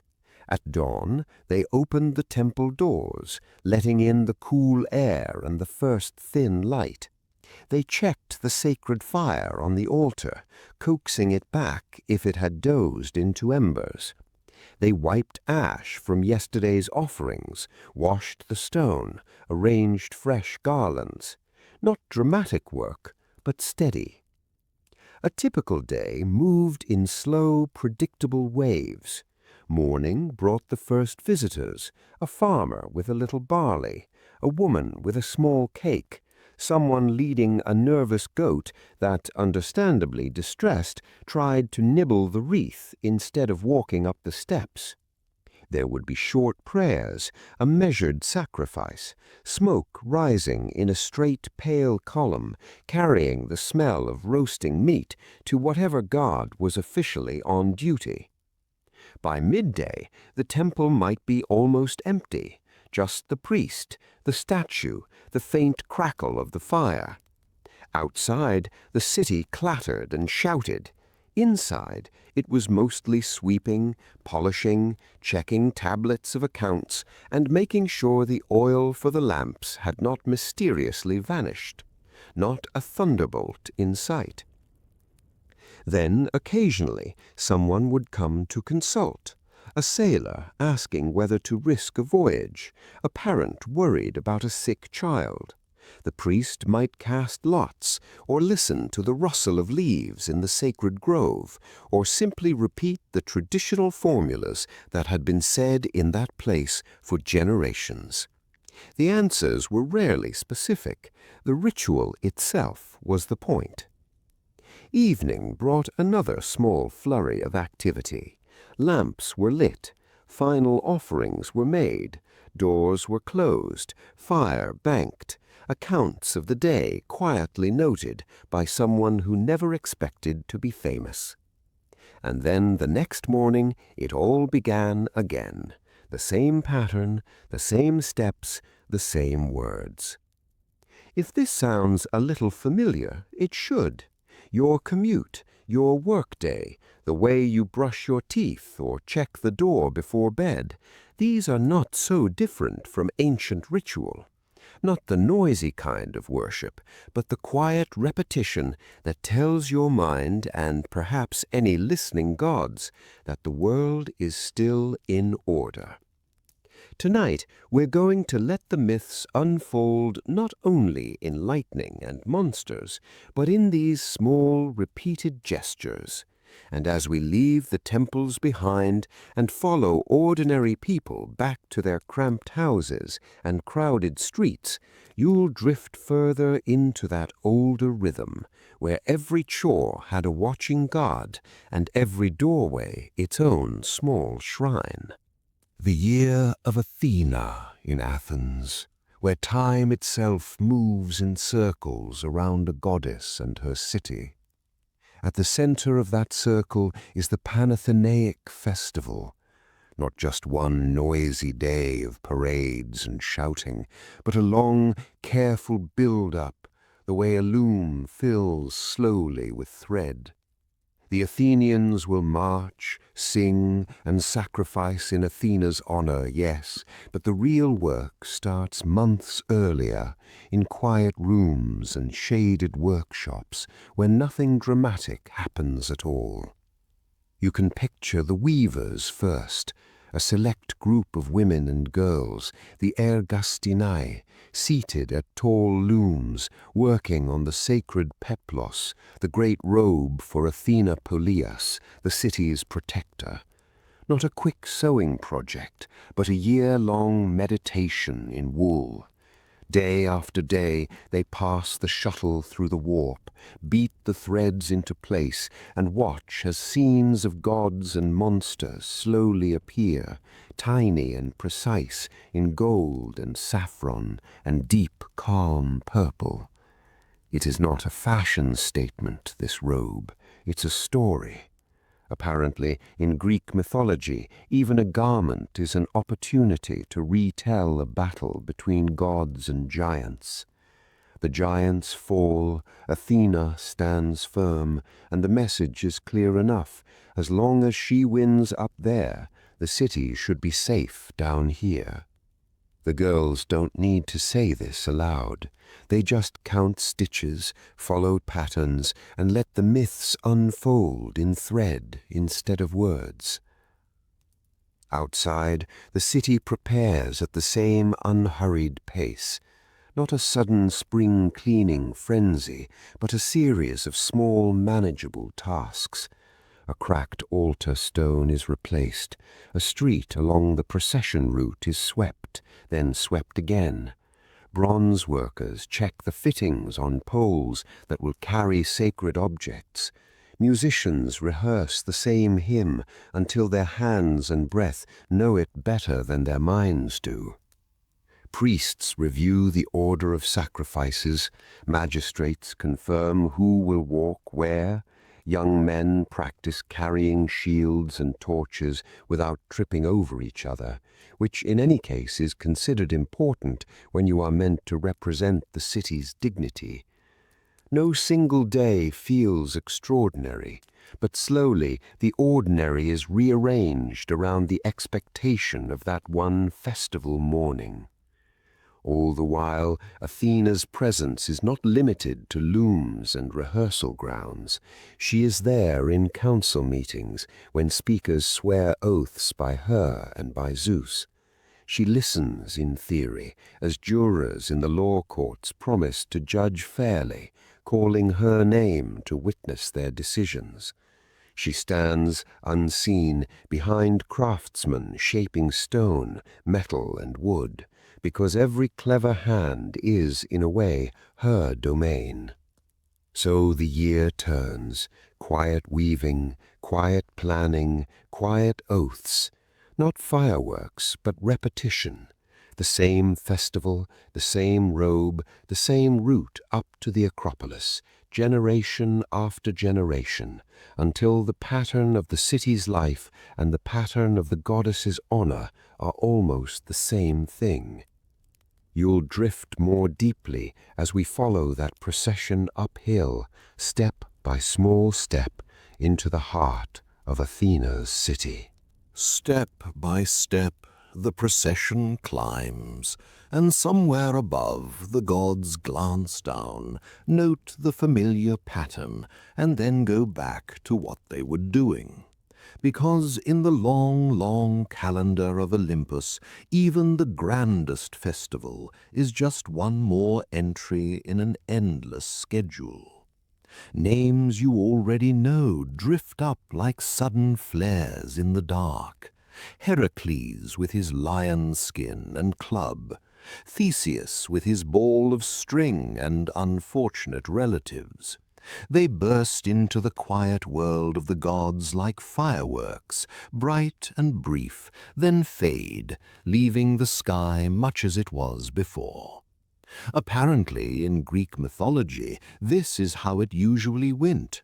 A hero appears, understandably distressed by some monster, curse, or confusing family arrangement. The gods look up from their usual work, Zeus from his oaths and guest friendship, Athena from her weaving and city planning, Apollo from his prophecies, and decide whether to sponsor, ignore, or quietly sabotage this new petition. Take Heracles. 12 labors, each one dramatic, exhausting, and very marketable in vase-painting terms. For him, time is all crisis, strangling lions, cleaning stables, fetching apples guarded by a dragon. For Hera, who opposes him, it's an ongoing annoyance. For Athena, who occasionally helps, it's a side project, not her main file.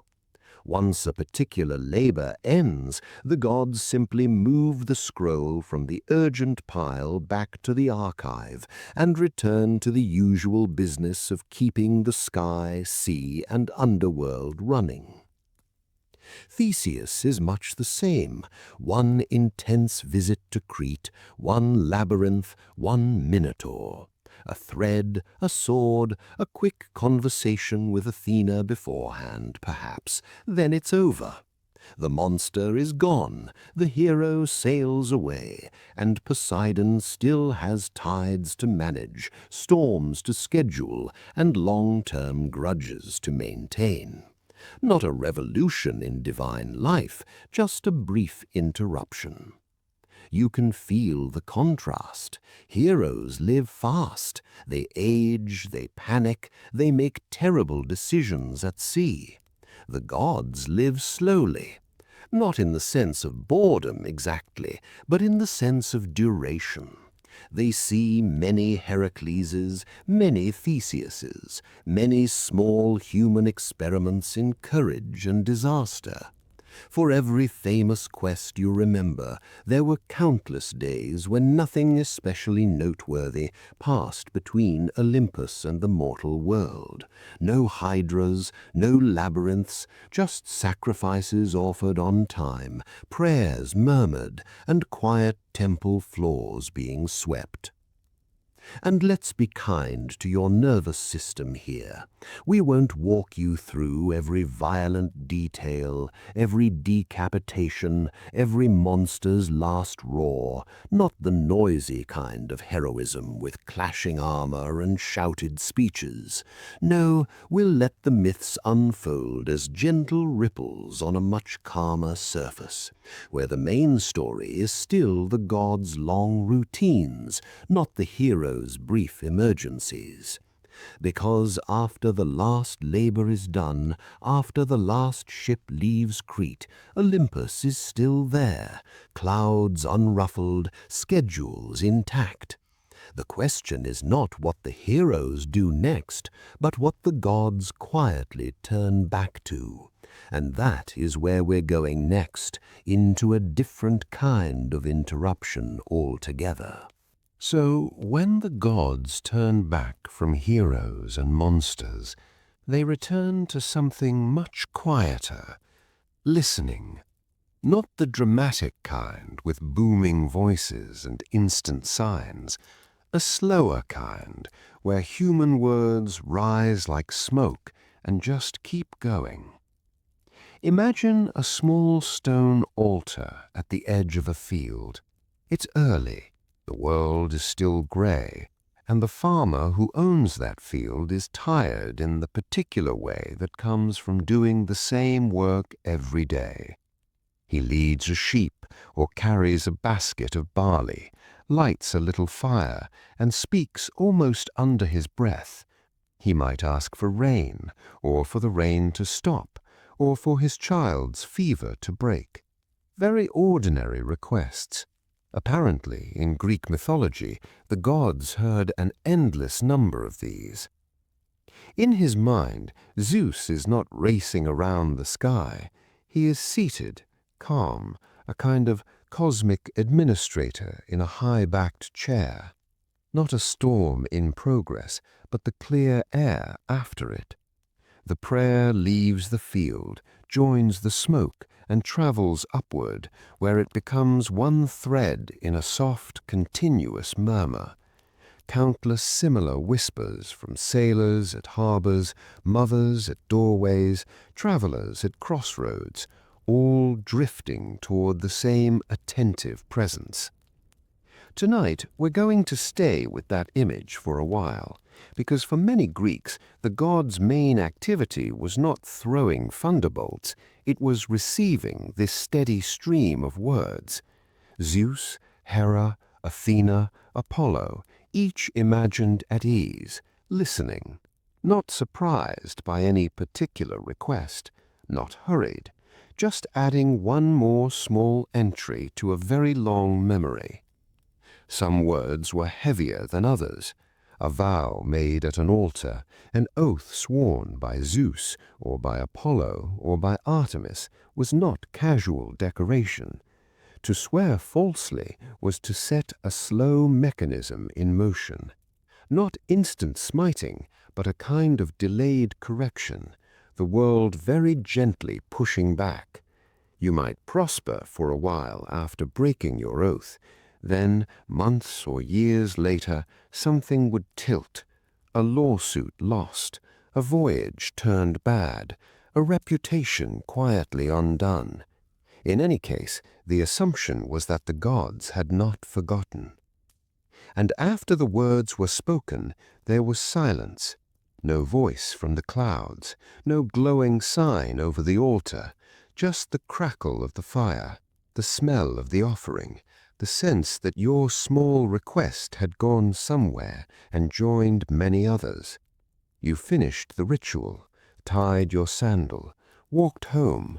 Life went on exactly the same, which was oddly reassuring. If this sounds familiar, it's because you do a gentler version every night. You lie in the dark, you think about the day, you worry a little, you hope a little, you maybe ask quietly for rest, for less pain tomorrow, for someone you love to be all right. You don't expect a dramatic answer. You just let the thoughts rise and fade. As you do that now, you'll drift a little closer to those old altars, to that imagined sky office where the gods sit and listen, and let the myths unfold into something very close to your own small nightly ritual. A man lifts a cup of wine at dinner. Before he drinks, he tips just a little onto the ground or into the hearth fire, a libation, a first sip for Zeus or for whichever god seems appropriate, because apparently in Greek mythology, even your drink has a hierarchy. It's not a dramatic moment, no choir of angels, no booming voice, just a quick pour, a murmured name, and then he drinks as usual.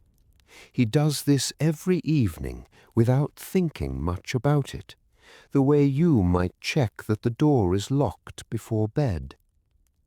Before a journey they pause. At the city gate or by a small roadside shrine, they say a brief prayer to Hermes for safe travel, or to Athena for good judgment, or to Apollo for clear weather.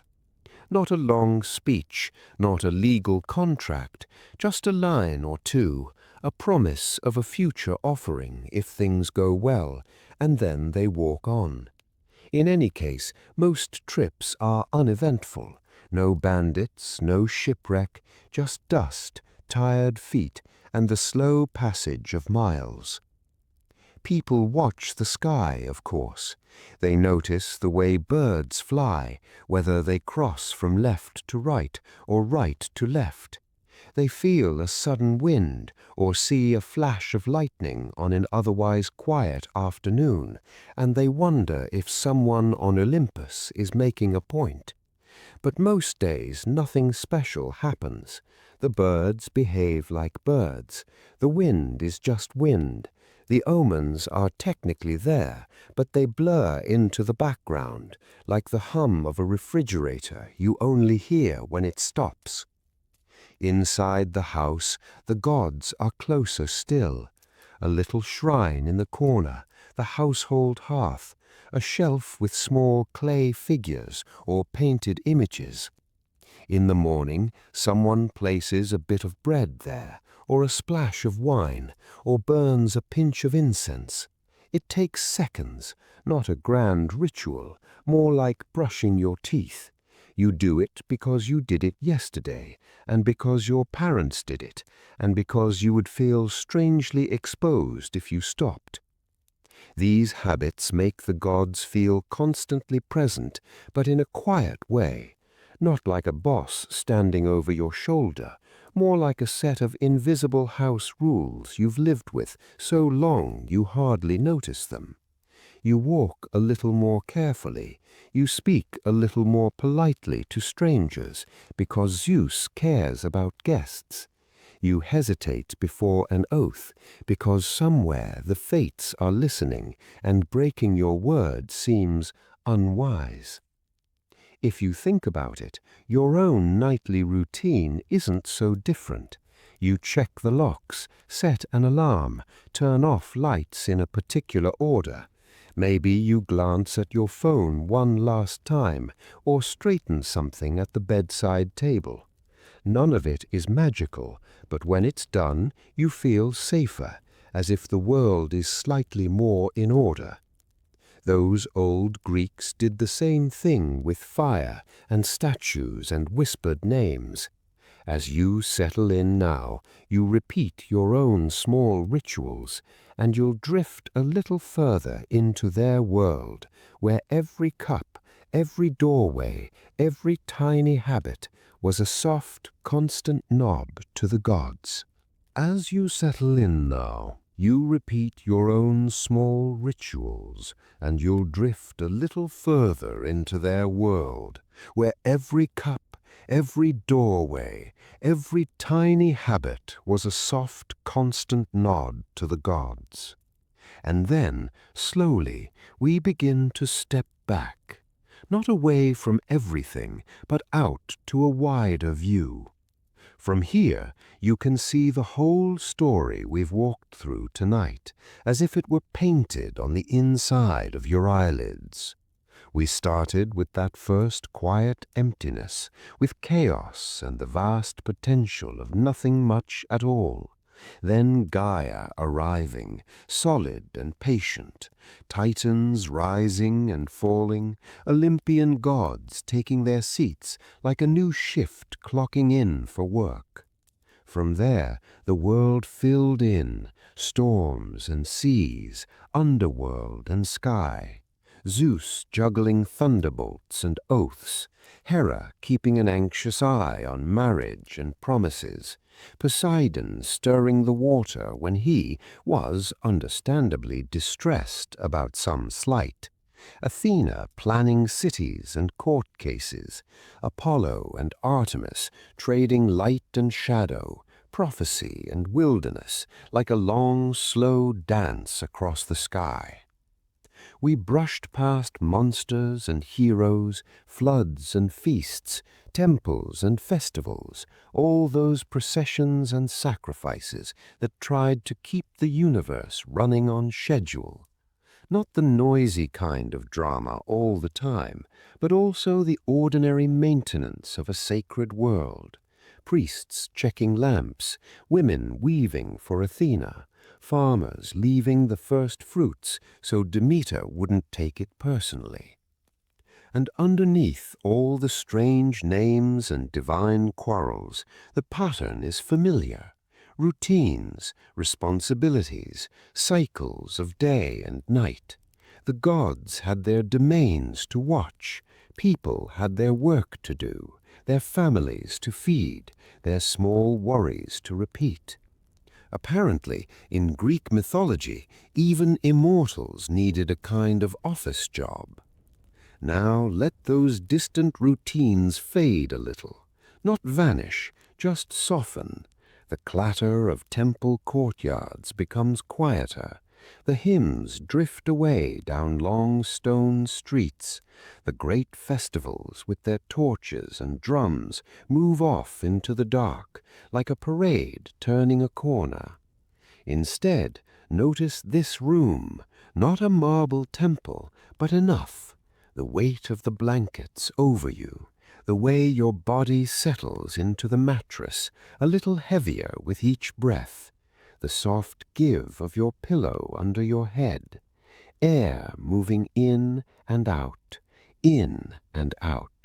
nothing to offer to any altar, nothing to recite. The myths become background now, like distant music at the end of a long day. Not a thunderclap, but a low, steady hum.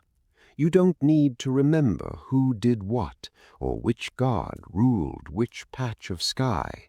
You don't need to hold on to any of it. Let the myths unfold behind you, and then blur like ink in water. Tonight, we are going nowhere else you have to follow. There is nothing left you must do, no task from Zeus, no omen to interpret. The story can wander off into your dreams if it likes, reshaping itself in that private theater behind your eyes, or it can simply dissolve into a comfortable, quiet dark. In any case, as the last echoes from Olympus grow faint, something else, much closer, begins to stir at the edge of your awareness. That small, familiar stirring is just you, here in your own room, at the edge of your own sleep. Tonight we're going not any farther into battles or prophecies, but gently back toward the simplest thing of all, you lying still, breathing, with a quiet story cooling in your mind. If, by some miracle, your eyes are still open and it feels easy, you can let a little intention float up here. You might choose to subscribe, or just decide that you'll drift back to this on another night when the world feels too sharp and too loud.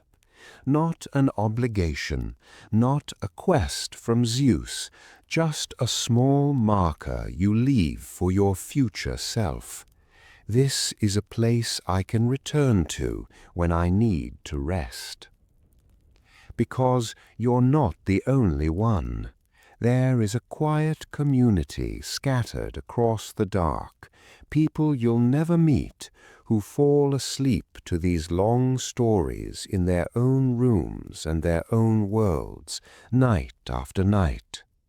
Not a noisy cult with torches and shouting, but a soft, modern ritual. Headphones in, lights down, the same patient voice, the same gods and monsters and heroes doing exactly what they did the last time. Apparently, in Greek mythology, the gods enjoyed being honored with festivals and sacrifices. Here, the offering is simpler, attention that's allowed to blur at the edges, a mind that's allowed to wander off mid-sentence without anyone being understandably distressed about it. You don't have to keep up. The story is perfectly happy to go on without you. Up on Olympus, the fires are already dimming. Not a dramatic blackout, just embers settling into a low red glow as the last cups of nectar are set aside. The great hall that once rang with arguments and oaths becomes a long stone room of shadows and soft, lingering light, as if even marble needs a moment to exhale. Outside, the world of temples grows still. Hearth fires in little farmhouses are banked for the night, thin threads of smoke curling up into a sky that has seen all of this before. Columns stand in their rows, pale and patient under the stars, not guarding anything in particular now, just holding up the dark. Priests and priestesses sleep. No one is checking the festival calendar. Even the fates, if they are working, are doing it very quietly. You can let your thoughts do the same. They don't need a plot now, or a lesson, or a clear ending. Not the kind of thinking that solves problems, but the softer kind that drifts, circles, loosens like mist around those silent temples. If a piece of the story returns, Zeus's storms, Athena's calm, a nameless worshipper lighting a lamp, you can let it pass through and fade again. The myths will hold their shape without you supervising them. They have been told for a very long time. Long before this night, long after this night, the gods will still be there in their quiet, predictable patterns, ready whenever you want to let the myths unfold again. For now, it is enough to know that you are safe, that the story is gentle, that it does not mind being left unfinished. You can let go of the words, let go of the images, let go of the day. It's okay to sleep now. It's okay to drift. It's okay to let go.